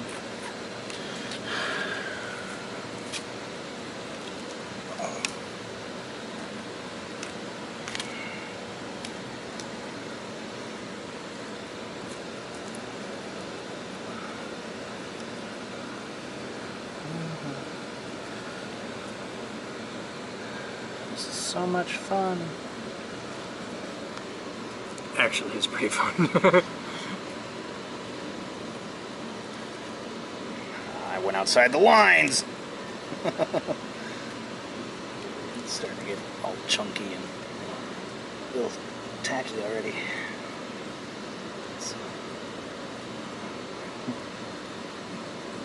I don't think I'd have the patience to fiberglass like an entire boat.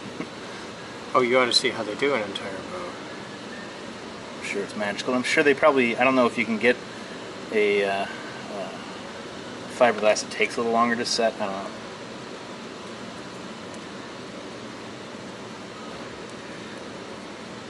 I've done some other research for fiberglass for when you do a whole boat, the fiberglass and the resin is already mixed, and you spray it in. Well, that makes sense for nowadays. You But can tell at a lot, like in this boat when we had it open, you can see a lot of areas where they laid in a mat and gooped it. Yeah. And it was probably the mats were already totally soaked in the goop and they just lay them in wearing gloves and that. And you could definitely see where somebody stood back with a gun and just blew it in like insulation. all right. Back part of the boat's all patched. Cool. Good job, Batman. Thank you, sir. Have you ever shot vlog before? I gave him the show.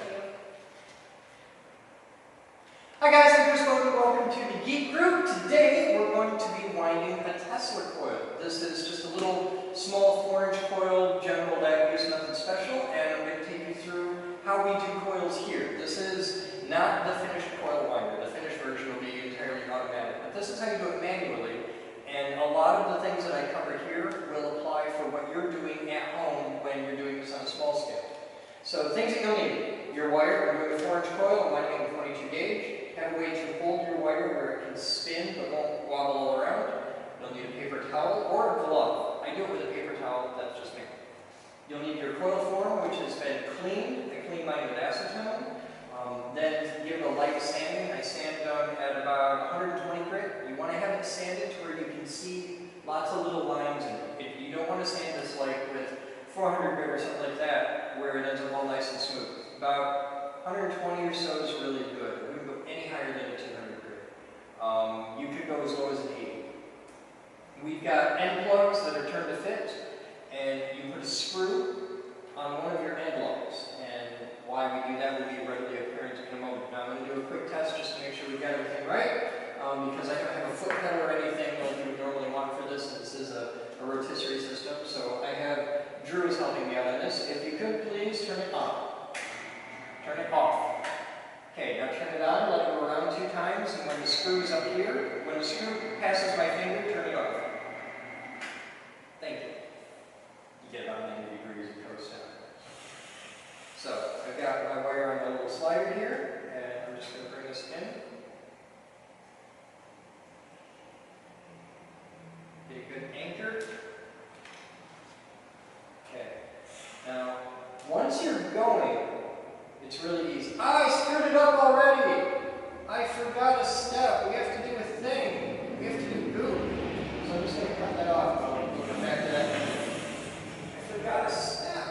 Alright.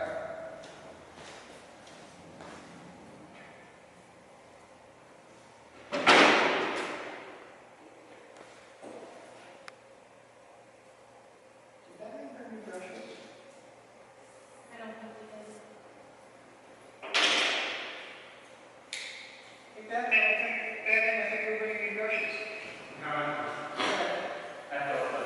What's that for service? I didn't realize the camera was on manual. We can blame the hot side of the space. Any one brush or the stick? Oh, it's a lovely stick. Thank you. Oh, it's great. Hey, can you cut this in half and run it back real quick? Thank you. Batman, in half this way. Yeah. Okay. Steve, start with a close-up on this brush as it dips. That way I can cut to it. Okay. Okay, so my tube is cleaned and sanded. I have a brush that I'm going to throw away that you can buy these little 2-inch. We use them as chip brushes around the lab, but it's just a basic little bristle brush, nothing special. You want to have a polyurethane. This is a clear gloss polyurethane. Turn it on, please. Now, to start out with, you just want to get this good and good. There's a lot of different ways to do coils, and I've wound them in different ways over the years. You can do this with double-sided sticky tape, which certainly there's advantages and disadvantages to that. For research coils where you know going in it's going to be really abused, it's going to have a hard life, I just cover it with polyurethane. And you can't use too much. It's going to be a goopy mess. Just accept that and go on with your day.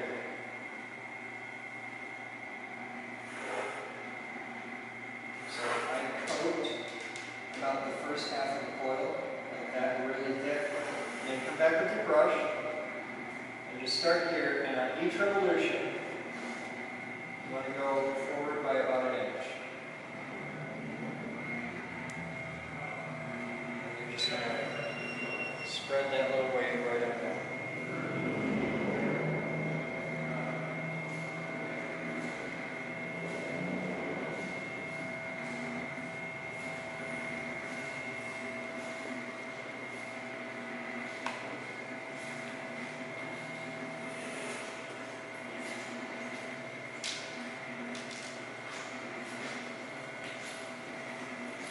Back a bit. And what's going to happen is, this is where things get kind of cool. Because of the surface tension of the polyurethane, you can have a lot of polyurethane built up, just loaded onto the coil form, as long as it keeps spinning. And that's where the magic happens. You've got to keep it spinning. If you were to turn this off right now, all that stuff's going to droop right out.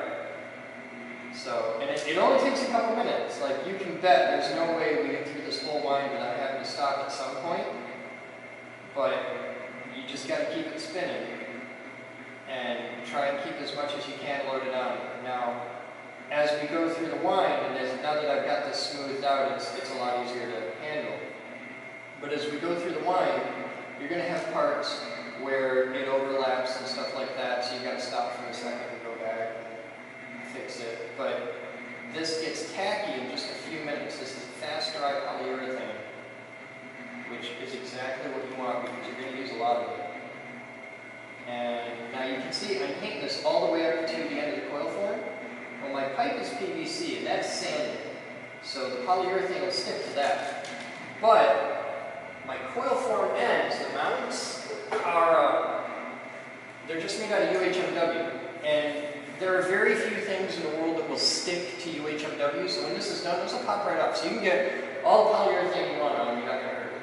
Now I also have a stick, and the stick is made of UHMW, and just one little stick with a clean edge. I got one rough, nasty edge, and I got one nice clean edge. That man just cut this for me out of just a piece of scrap. There's nothing special about this at all, but this saves your fingernail.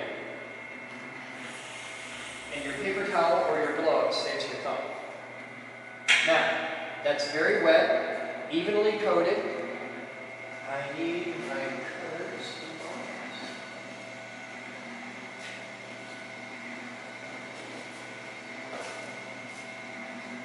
Okay, so I've got my cutters. And I've got my squeegee. And just leave all this stuff out there. Now, I've made a mark on the frame of the machine here and here. And this is a 4-inch coil form. So from the end to there is about 4 inches. And from the mark to this end is about 4 inches. This gives you your lead-in to get started and your follow-through at the end. And this is going to be the tops and bottoms of your coil. Don't wind all the way to the very end because you need to have some space for your primary to mount. And you want to have a little bit for toroid clearance at the top. So, and you want that because it gives you your lead-in and lead-out on your wind. So with that, now let's do the boring part. I'm going to take this. Well, first I'm going to set my anchor. So when you cross my fingers, stop. Okay? Thank you, sir. So we take this in here. Now, if we get some runs and drips at this point, that's okay because it's so wet that it'll all even out as we go. Now, take this. Now, this is your shock absorber. Okay? Because I'm lucky in that I'm able to move my coil with me as I go down, but you're gonna see this hand bounce a lot as there's little irregularities in the wire because you're pulling from one side to the other, so it's gonna jump a little. This hand is gonna catch and hold the line, and I'm actually gonna hold tension against the wire with the clean end of my thing. I can hold tension against the wire. So this is one of those things that's easier to just do than it is to really try and explain it in just words. So, Andrew, sir, kick it. So the big thing is to just not overlap. So I'm going to have, this is called the space wind because I've got space between my windings. I'm going to kick my thing down there a little bit.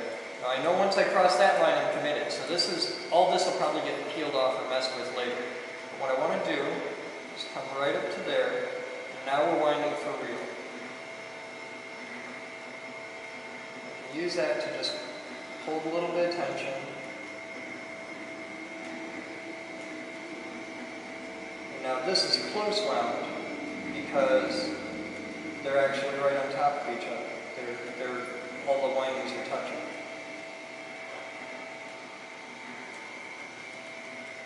And you use just a little tension with your UHMW to hold that all together so you don't get any gaps between your windings. And if you screw it up a little bit, it's very forgiving at this stage. And you'll just find a hand posture that works for you. And if you start to get a cramp in your hand or something, then just change. This isn't my normal posture. I usually do it like this.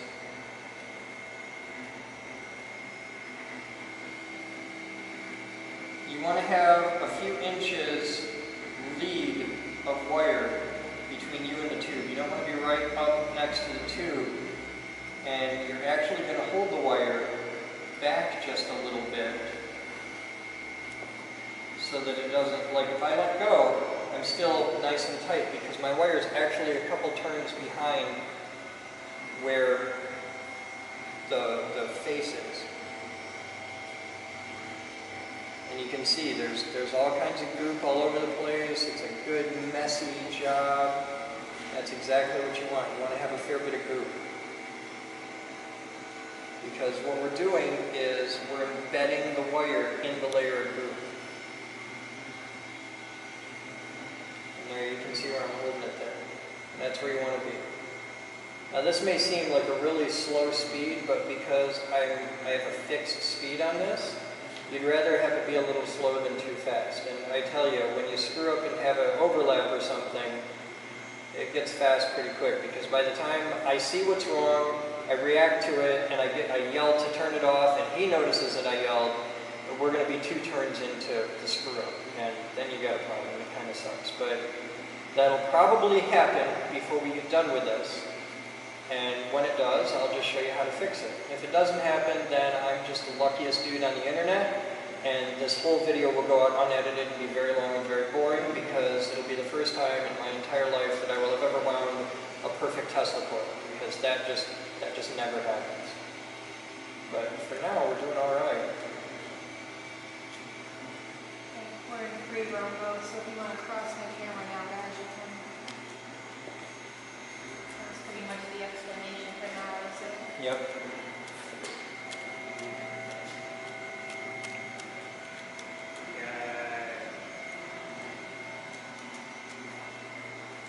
I'm just going to leave them where they be right there. Take your time, I'll be here.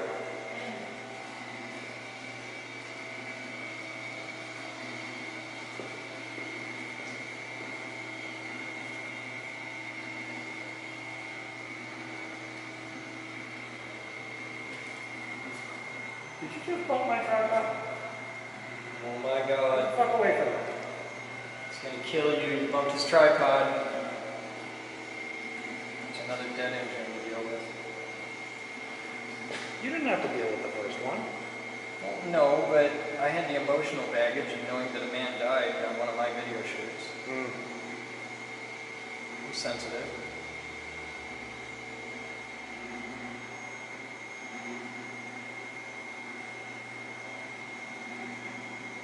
See, this is the real secret to working with high voltage. High voltage is hours and hours of tedium and boredom interspersed with mere moments of abject terror. It's not unlike the space program.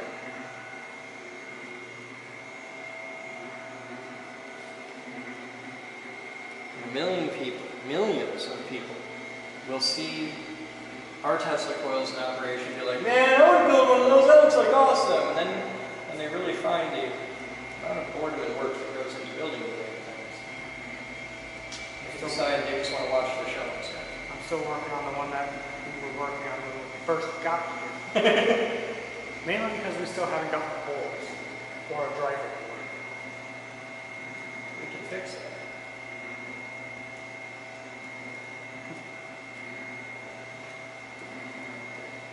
We found a Chinese high voltage driver board that you're supposed to hook up to a flyback transformer. Yeah. We didn't see that, so we bought it and it didn't work. Cheap, buy cheap Chinese crap. Yeah. What kind of transformer? Flyback. Flyback transformer is most common application is for old CRT televisions. It's a high voltage power source.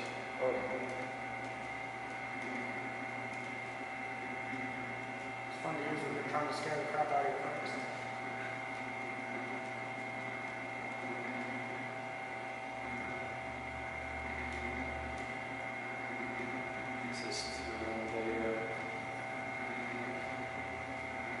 See, that's the problem with this, is it's very boring, it's very tedious, and it's easy to zone out, and the minute you're not paying attention to this, you screw it up and you have to start over. At least this isn't one of the machines where it'll kill you in 7 different ways. Well, there is that. You can find a way to kill somebody, you don't have to. You have to work for it, you can do it.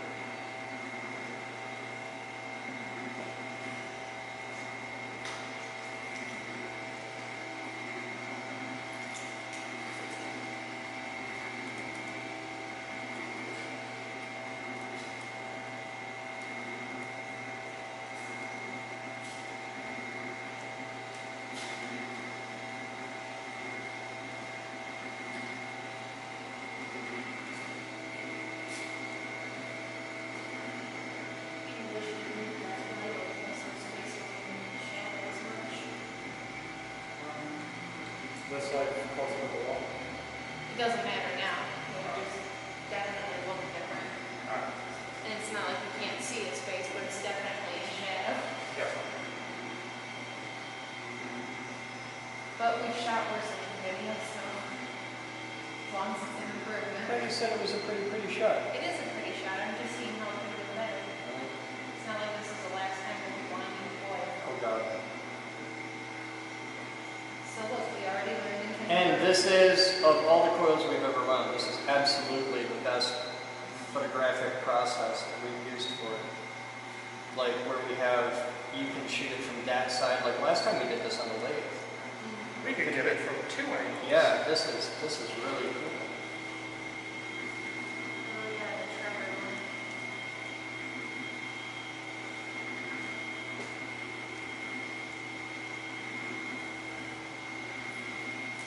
No, if we need to reshoot it, I'm sure you'll be making another one soon.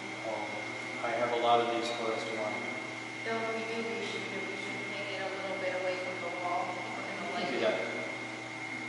Because those lights are kind of strong.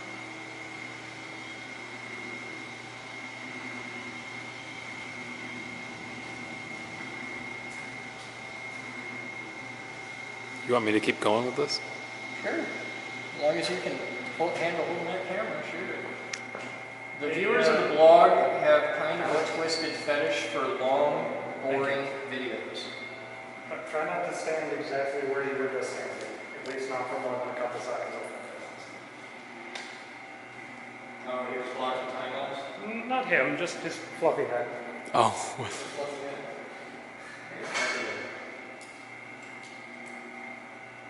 Maybe putting them close-ups from this angle.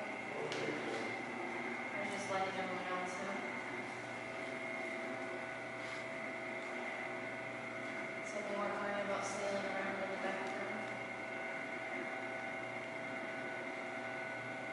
You're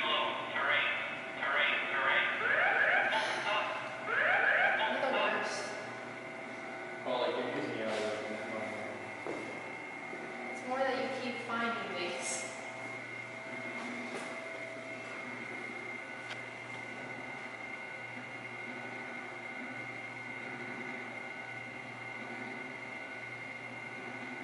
It's almost as bad as whoever has that one obnoxiously yelling message that doesn't sound like message.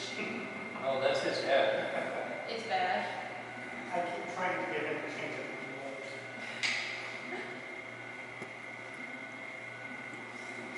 Your computer's Yoda. I'm okay.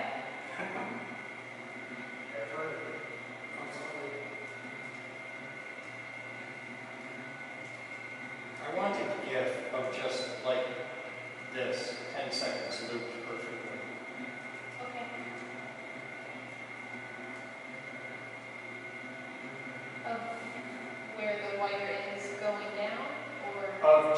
me doing this, make a perfect loop GIF of one full revolution. That's easy considering that it was like a lot of glue to go up. Yeah, a perfect loop GIF of one revolution that just plays infinitely. Make that my Facebook user picture. I think you can make it your user picture.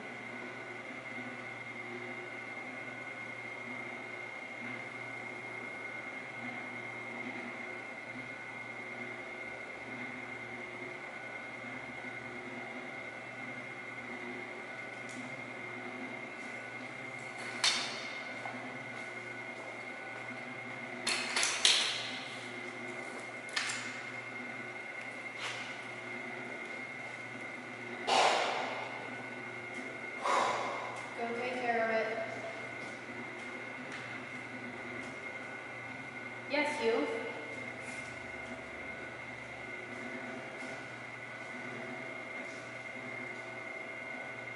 When you get to Mom got me.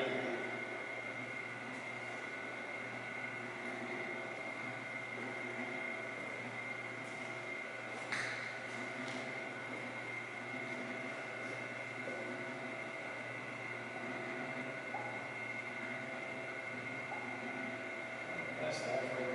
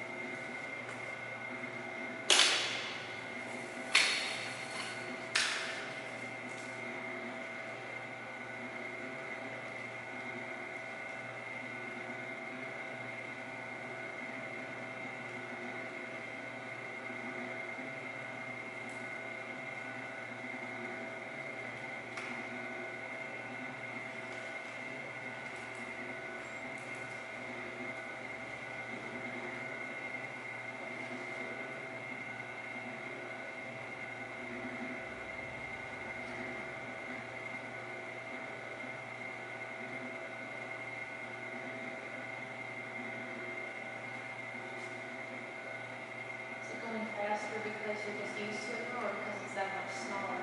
No, it's going faster because I'm used to it now. The earlier run was a very good practice. I'm just going to run better.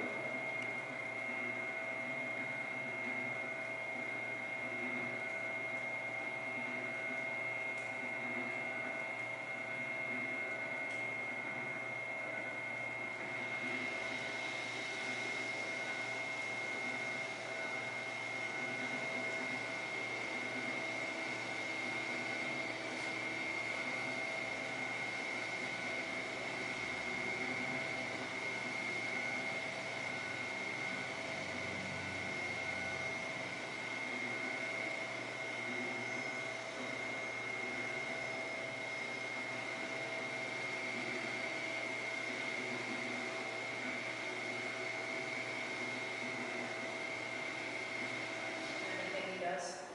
Have you ever shot vlog before? I gave him the show. Hi guys, I'm Chris Boden. Welcome to the Geek Group. Today we're going to be winding a Tesla coil. This is just a little small 4-inch coil, general lab use, nothing special, and I'm going to take you through how we do coils here. This is not the finished coil winder. The finished version will be entirely automatic, but this is how you do it manually. And a lot of the things that I cover here will apply for what you're doing at home when you're doing this on a small scale. So the things that you'll need: your wire. I'm doing a 4-inch coil, I'm winding a 22 gauge. Have a way to hold your wire where it can spin but won't wobble all around. You'll need a paper towel or a glove. I do it with a paper towel, that's just me. You'll need your coil form, which has been cleaned. I clean mine with acetone. Then give it a light sanding. I sand them at about 120 grit. You want to have it sanded to where you can see lots of little lines in it. You don't want to sand this like with 400 grit or something like that, where it ends up all nice and smooth. About 120 or so is really good. We can go any higher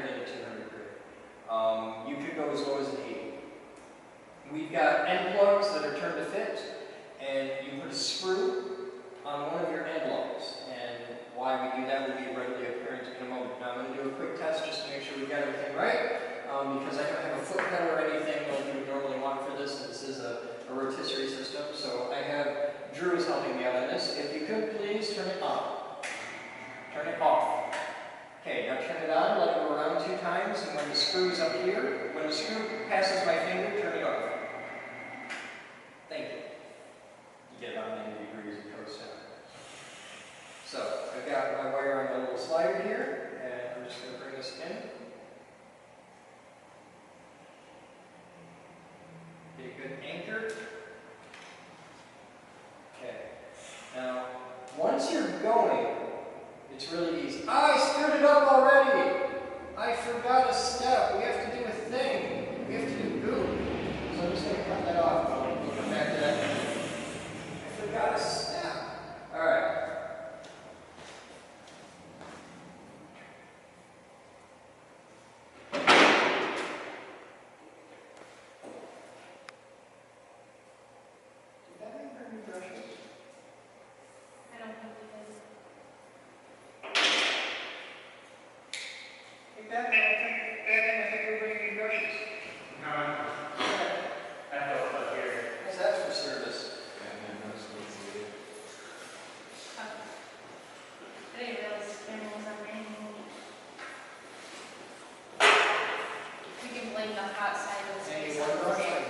Oh, it's a lovely stick. Thank you. That was great. Hey, can you cut this in half and run it back real quick? Thank you. Batman, in half this way. Yeah, okay. So you start with a close-up on this brush as he dips, that way I can cut to it. Okay.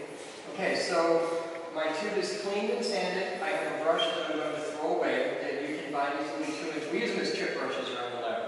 But it's just a basic little bristle brush, nothing special. You want to have a polyurethane. This is a clear gloss polyurethane. Turn it on, please. Now, to start out with, you just want to get this good and gooey. There's a lot of different ways to do coils, and I've wound them in different ways over the years. You can do this with double-sided sticky tape, which certainly there's advantages and disadvantages to that. For research coils where you know going in it's going to be really abused, it's going to have a hard life, I just cover it with polyurethane. And you can't use too much. It's going to be a goopy mess, just accept that and go on with your day.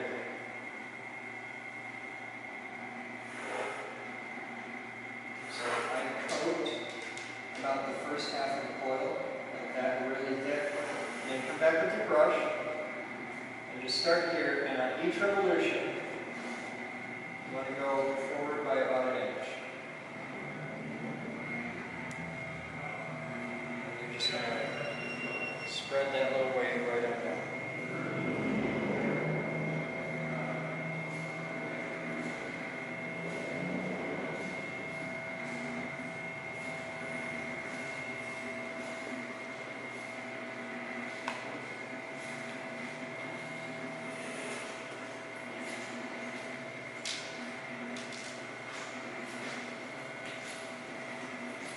Back a bit. And what's going to happen is, this is where things get kind of cool. Because of the surface tension of the polyurethane, you can have a lot of polyurethane built up, just loaded onto the coil form, as long as it keeps spinning. And that's where the magic happens. You've got to keep it spinning. If you were to turn this off right now, all that stuff's going to droop right out. So, and it only takes a couple minutes. Like, you can bet there's no way we get through this whole line without having to stop at some point. But you just got to keep it spinning and try and keep as much as you can loaded on. Now, as we go through the wind, and now that I've got this smoothed out, it's a lot easier to handle. But as we go through the wind, you're going to have parts where it overlaps and stuff like that, so you got to stop for a second and go back and fix it. But this gets tacky in just a few minutes. This is fast dry polyurethane. exactly what you want because you're going to use a lot of it. And now you can see I'm painting this all the way up to the end of the coil form. Well, my pipe is PVC and that's sanded, so the polyurethane will stick to that. But my coil form ends, the mounts are, they're just made out of UHMW. And there are very few things in the world that will stick to UHMW, so when this is done, this will pop right off. So you can get all the polyurethane you want on and you're not going to hurt it. Now I also have a stick, and this stick is made of UHMW. And just one little stick with a clean edge. I got one rough, nasty edge, and I got one nice clean edge. That man just cut this for me out of just a piece of scrap. There's nothing special about this at all, but this saves your fingernail. And your paper towel or your glove saves your thumb. Now, that's very wet, evenly coated. I need my cutters.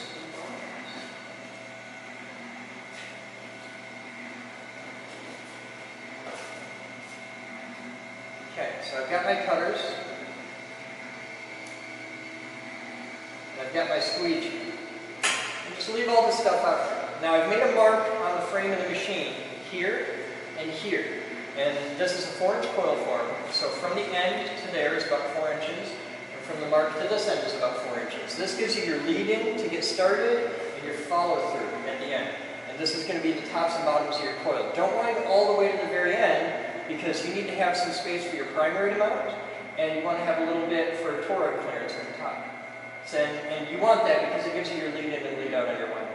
So with that, now let's do the boring part. I'm going to take this, well first I'm going to set my anchor, so when you cross my fingers, stop, okay? Thank you, sir. So we take this in here. Now if we get some runs and drips at this point, that's okay because it's so wet that it'll all even out as we go. Now, take this. Now this is your shock absorber, okay? Because I'm lucky in that I'm able to move my coil with me as I go down, but you're gonna see this hand bounce a lot as there's little irregularities in the wire because you're pulling from one side to the other, so it's gonna jump over. This hand is gonna catch and hold the line, and I'm actually gonna hold tension against the wire with the clean end of my thing. I can hold tension against the wire. So this is one of those things that's easier to just do than it is to really try and explain it in just words. So, Andrew, sir, kick it. So the big thing is to just not overlap. So I'm going to have, this is called the space wind, because I've got space between my windings. I'm going to kick my thing down there a little bit. Now I know once I cross that line I'm committed, so this is, all this will probably get peeled off or messed with later. But what I want to do is come right up to there, and now we're winding for real. I can use that to just hold a little bit of tension.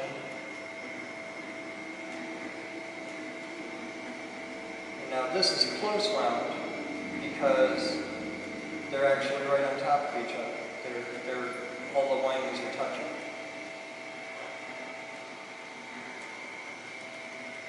And you use just a little tension with your UHMW to hold that all together so you don't get any gaps between your windings. And if you screw it up a little bit, it's very forgiving at this stage. And you'll just find a hand posture that works for you.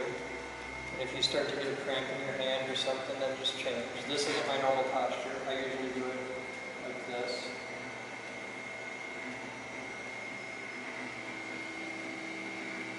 You want to have a few inches lead of wire between you and the tube. You don't want to be right up next to the tube.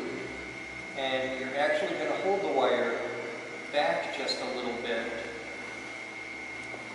so that it doesn't, like if I let go, I'm still nice and tight because my wire is actually a couple turns behind where the face is. And you can see there's all kinds of goop all over the place. It's a good messy job. That's exactly what you want. You want to have a fair bit of goop. Because what we're doing is we're embedding the wire in the layer of goop. And there you can see where I'm holding it there. And that's where you want to be. Now this may seem like a really slow speed, but because I have a fixed speed on this, You'd rather have it be a little slow than too fast. And I tell you, when you screw up and have an overlap or something, it gets fast pretty quick, because by the time I see what's wrong, I react to it, and I yell to turn it off, and he notices that I yelled, we're going to be 2 turns into the screw up, and then you got a problem. It kind of sucks. But that'll probably happen before we get done with this. And when it does, I'll just show you how to fix it. If it doesn't happen, then I'm just the luckiest dude on the internet, and this whole video will go out unedited and be very long and very boring, because it'll be the first time in my entire life that I will have ever wound a perfect Tesla coil, because that just never happens. But for now, we're doing all right. We're in free roam mode, so if you want to cross my camera now, guys, you can. That's pretty much the explanation for now, is it? Yep.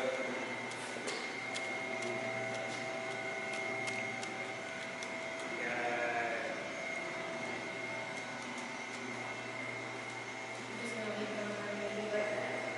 Take your time, I'll be here.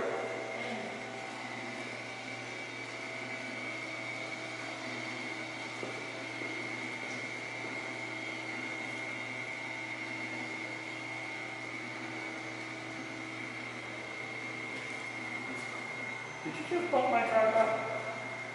Oh my god. Fuck away from it. It's gonna kill you. You bumped his tripod. It's another dead engine to deal with. You didn't have to deal with the first one.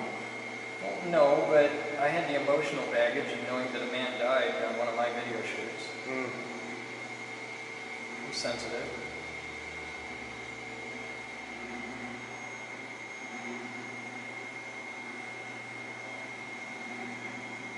See, this is the real secret to working with high voltage. High voltage is hours and hours of tedium and boredom interspersed with mere moments of abject terror. It's not unlike the space program.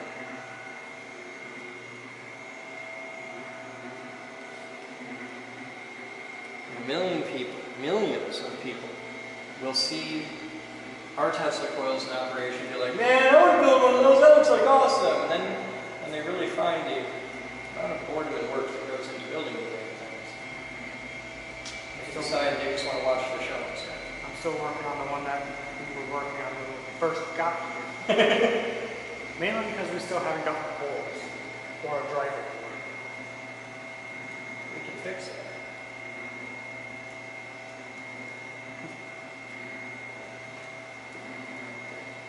We found a Chinese high voltage driver board that you're supposed to hook up to a flyback transformer. Yeah. We didn't see that, so we bought it and it didn't work.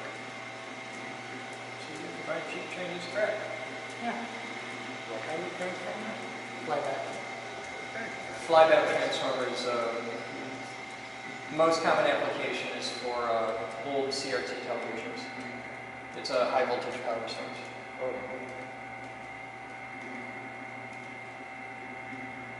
It's fun to use when you're trying to scare the crap out of your friends.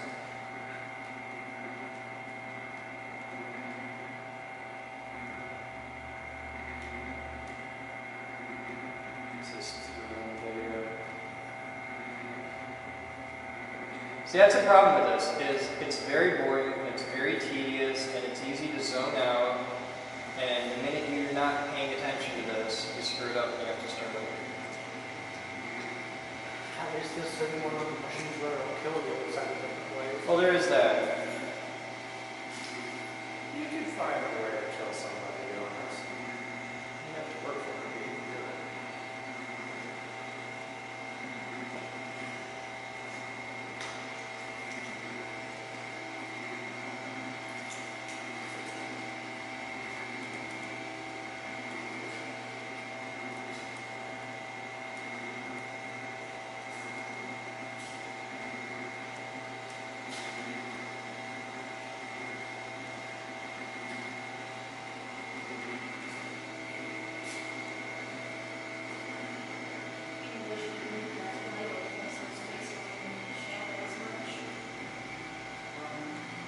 This light close to the wall. It doesn't matter now.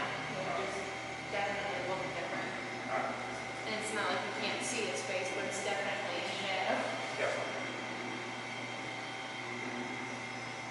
we've shot worse than video, so as long as it's an I improvement. thought you said it was a pretty shot. It is a pretty shot, I'm just seeing how it could get better. It's not like this is the last time we'll be winding foil. Oh god.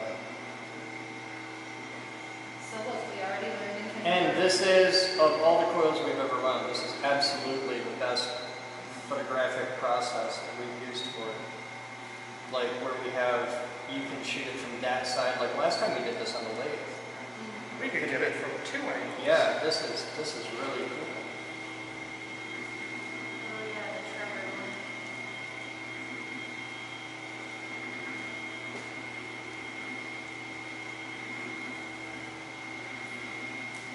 No, if we need to reshoot it, I'm sure you'll be making another one soon.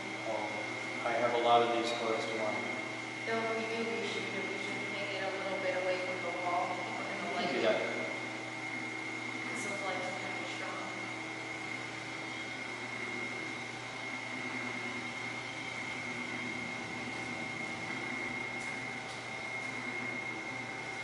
You want me to keep going with this? Sure. As long as you can handle holding that camera, shoot it. The viewers of the blog have kind of a twisted fetish for long, boring videos. Try not to stand exactly where you were just standing, at least not for more than a couple seconds.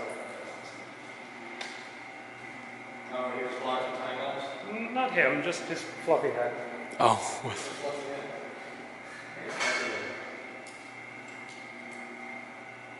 They're getting them close-ups from this angle.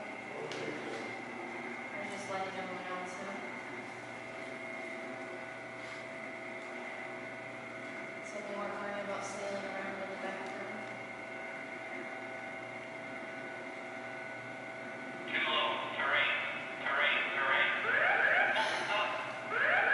the worst. Well, like you're using the other. It's more that you keep finding these.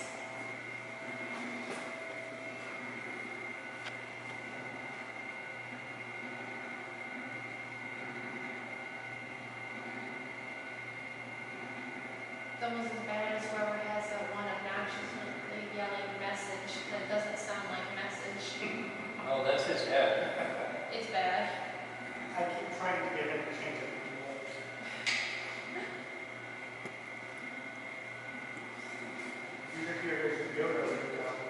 I'm okay.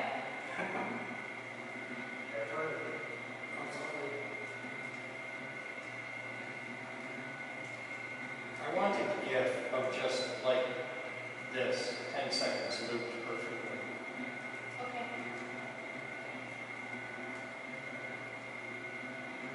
Of where the wire is going down, or? Of just me doing this, make a perfect loop GIF of one full revolution. That's easy considering that there's a lot of glue to go up. Yeah, but a perfect loop GIF of one revolution that just plays infinitely. Make that nice visual user picture. I think you can make picture use a picture.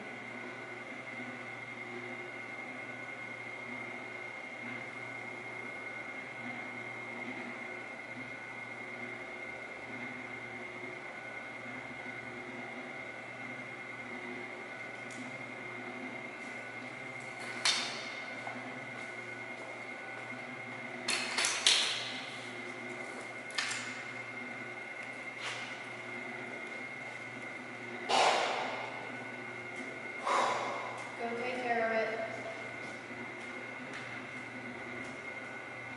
Yes, you.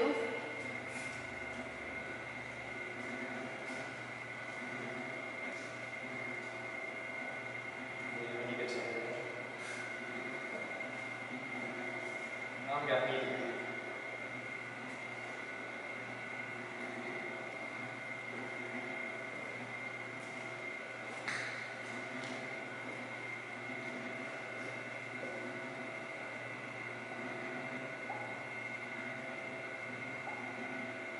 That's that for you.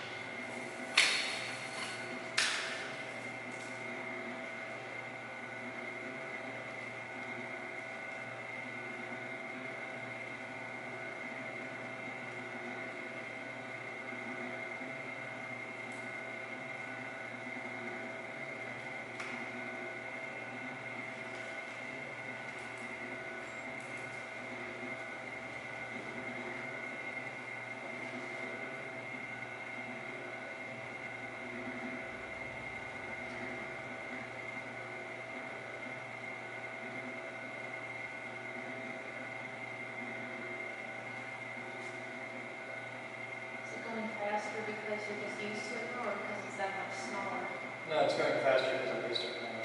The earlier run was a very good practice. I'm just going to run better.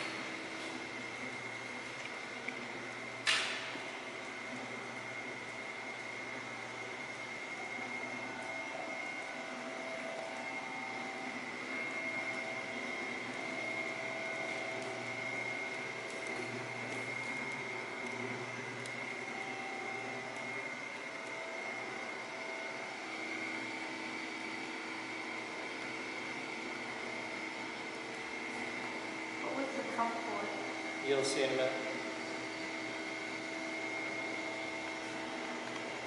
I'm gonna flood coat it instead of brushing it. Just gonna pour it all on at once. Yep, I can flood coat it. Stop! Okay, help that turn backwards.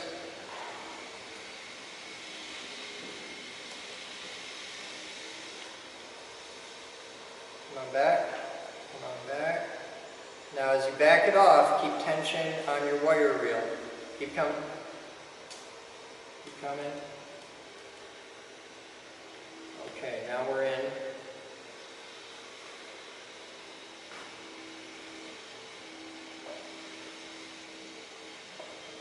Okay. Now the first 5 seconds of this is the hardest. Okay? So let me get situated and then you can kick it. Alright, kick it.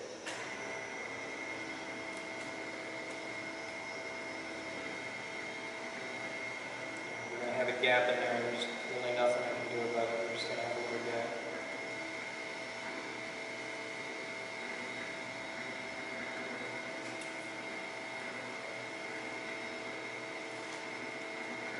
Alright, so there's our screw up. We didn't make it through perfectly, but we made a valiant effort. And in the end, nobody will ever know except, from the video.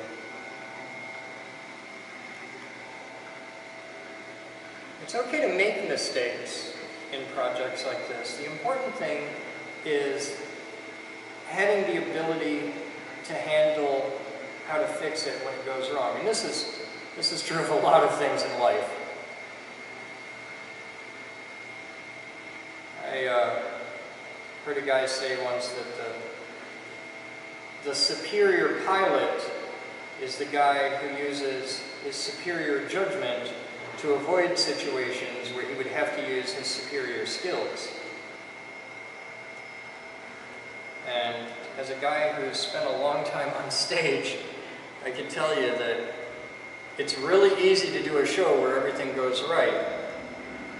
When you're building something, when you're demoing something, the real talent that any performer has is, what do you do when things go wrong? So that's what you really need to learn in building tensor coils and stuff like that. It's easy to wind a coil, I mean there's nothing to this, but being able to pay attention and know what to do when it goes wrong. Okay, stop, yell it quick, make sure everything stops right away because it takes a lot longer to unwind it than it does to wind it, at least in the rig. And being able to say, okay, well cool, we just back this up and keep tension on your supply reel. Don't just let it, don't pull it off loose because you're going to have to feed off that reel in a minute. And it's just keeping it all together. Don't freak out, be calm. This is a very zen activity.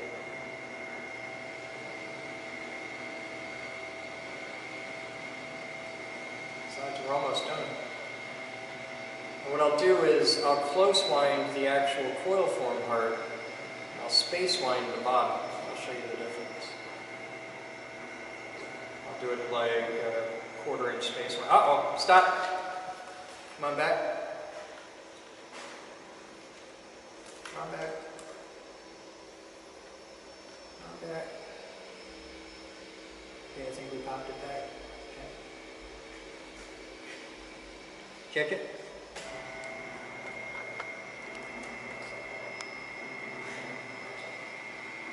When you start out, when you start it back up, keep your block in there until you find your position for your laying. Because you're actually feeding from just behind the front. And I like to bring a guide finger in. Stop. Come on back easy.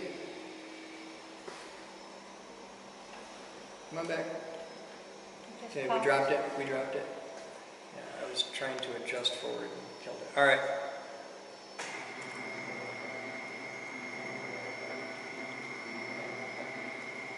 See, that's the thing. Once you make a screw up, it's most likely that you're going to make another one right away because you're out of your groove. As long as you're in your groove, you're cool. And you're going to learn this as you wind coils, that it is very, very much a knacky thing, and it's all about hitting that groove. Once you're there, you're cool. And you'll wind for a long time in between screw-ups. And then once you have one, you'll have like 2 or 3. Then you get back in your groove and you're going to be alright.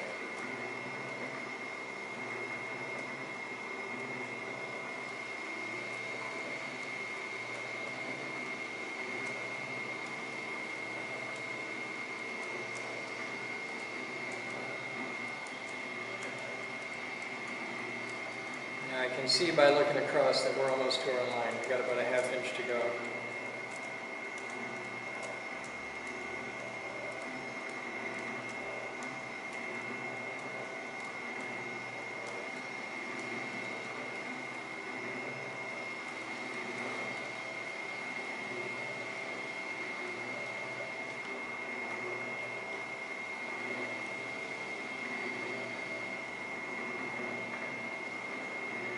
See, anytime you get a little open, just bring your stick up in there. That's what I'm doing when I bring the stick up, is just tucking them all back together.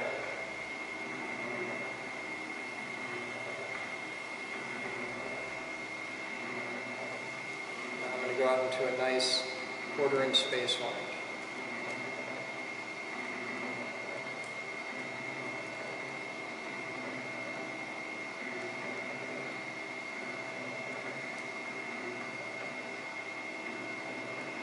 These are just freehand, so they're not going to be perfect. Mr. Meager, sir, in 5, 4, 3, 2, 1, now. Thank you. All right, so we take this and turn this forward a little bit. I didn't put a termination screw on this one. Give me just a moment. I'll show you how to do the termination screw. It's easy. I'll need a screwdriver with a regular handle there.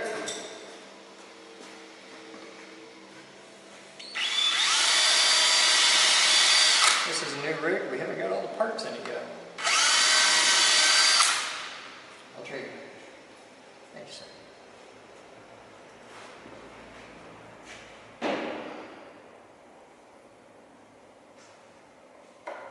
See, this is the first coil wound on this rig. You're watching history be made. Or a Tesla coil.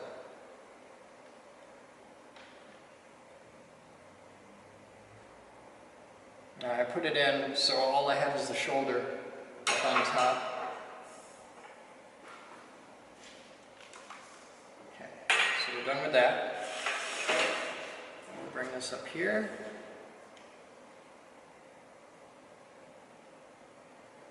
Some turns around it,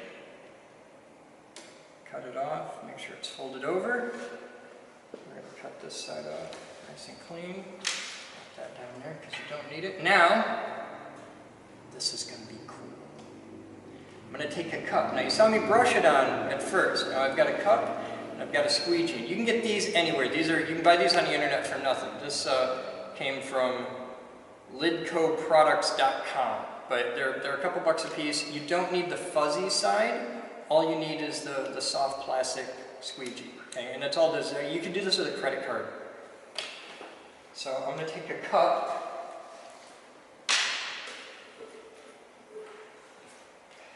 And I'm going to pour this into the cup. That should be absolutely plenty. Mr. Major, okay, now what I'm going to do is pour this right on the coil floor.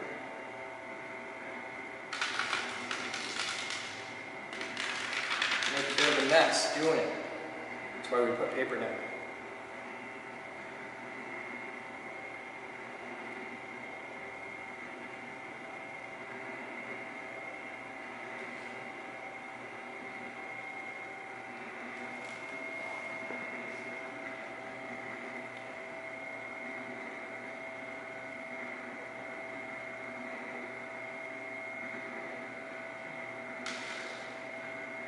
You want to come over on this side and catch the wave that I'm in, because you want to be able to see that.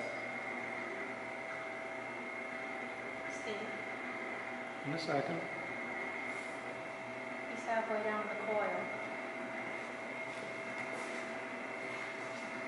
Now what you want to do is hold this just a little bit past center, and you're going to create a little roll right here. You can see it spinning, and that's your wave, and you're just going to, you want to turn the card a little bit, if you're doing this, I go left to right because America, and you want to keep this edge headed that way. You don't want to let it get behind you, or, because if you do, if it goes, well here I'll show you, if it goes off this side, and you're going this way, you'll see the line. See the line? So you can come back and you can scoop up that line. Just work this right on down. And what you're doing is you're squeegeeing the polyurethane right into the grooves. And now you're going to go through a lot of polyurethane right at the end, because now you've got all these big open spaces. So you just take and pour it right in there.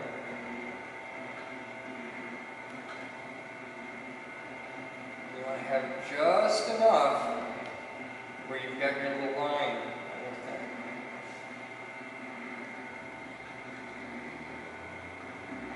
And if you keep it at that level, you won't get any drips as long as it keeps turning. You'll be fine. If you add a little too much, it'll just drip off the bottom of the thing.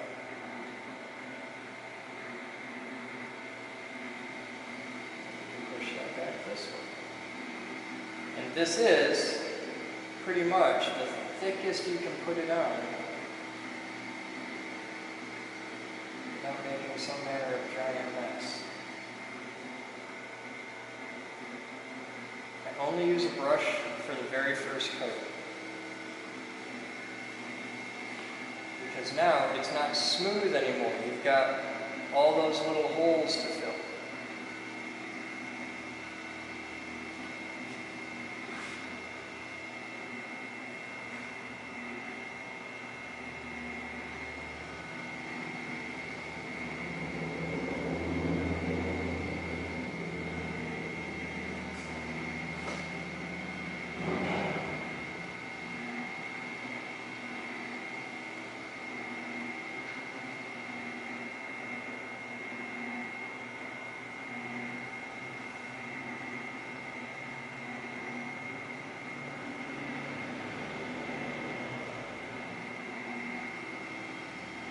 If you do it like this, you're going to get it way smoother than you ever would with a brush.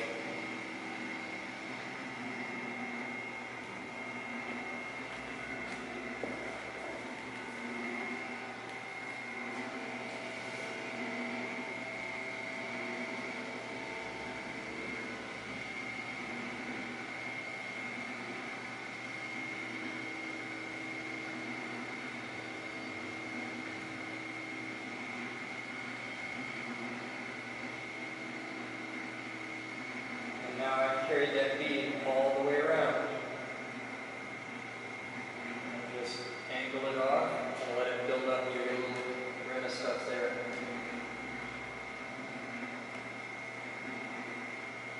Bring this down.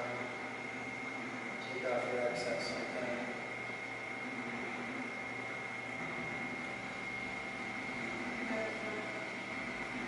Huh?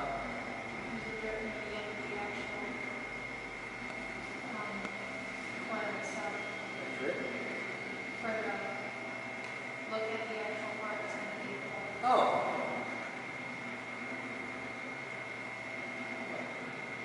All right. Now we've done that coil. This one's already been wound and had its first coat, and I'm going to do a second.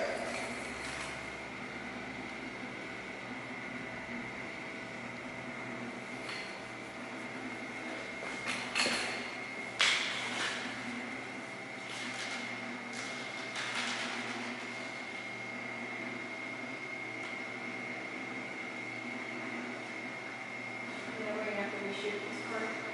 You just realized how nasty the lens flares were. Yeah. Yeah. For that coil? Yeah. Oh man, that was perfect. I said it was pretty, I didn't say it was perfect. I'll look at the lens flares. Like millions of dust particles, lens flares.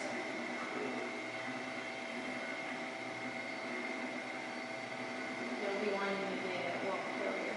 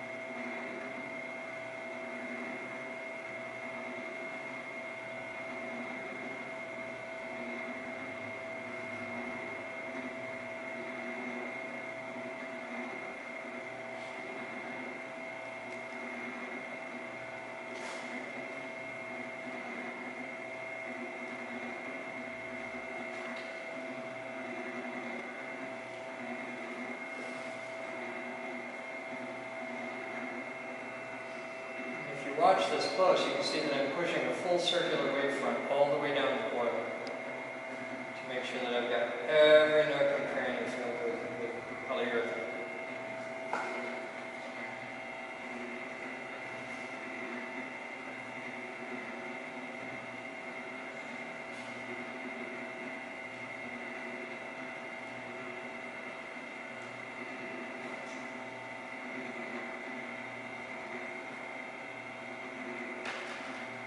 Push it right off.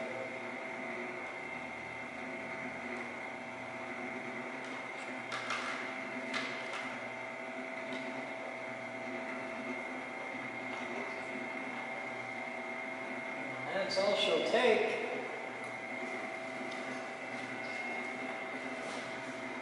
It's stop going. You keep going. Steve, you Get your keep hand out that button, let it turn. It's gonna sit there and turn all night long.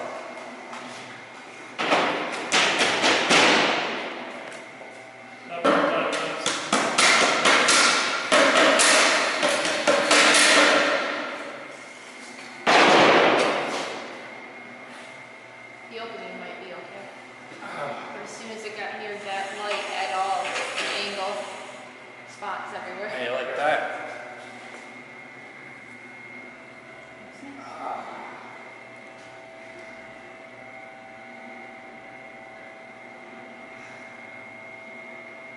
Are we good for today?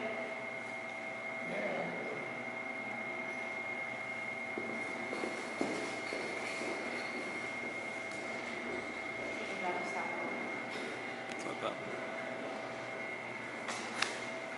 Twins? I thought it was supposed to I guess, narrative-driven stuff. We tend to be focused on, we need to communicate this information, we need to do it as engagingly as possible, as clearly as possible, and make it entertaining somehow. So you kind of can't do the super flashy stuff and still have time for all of those other considerations.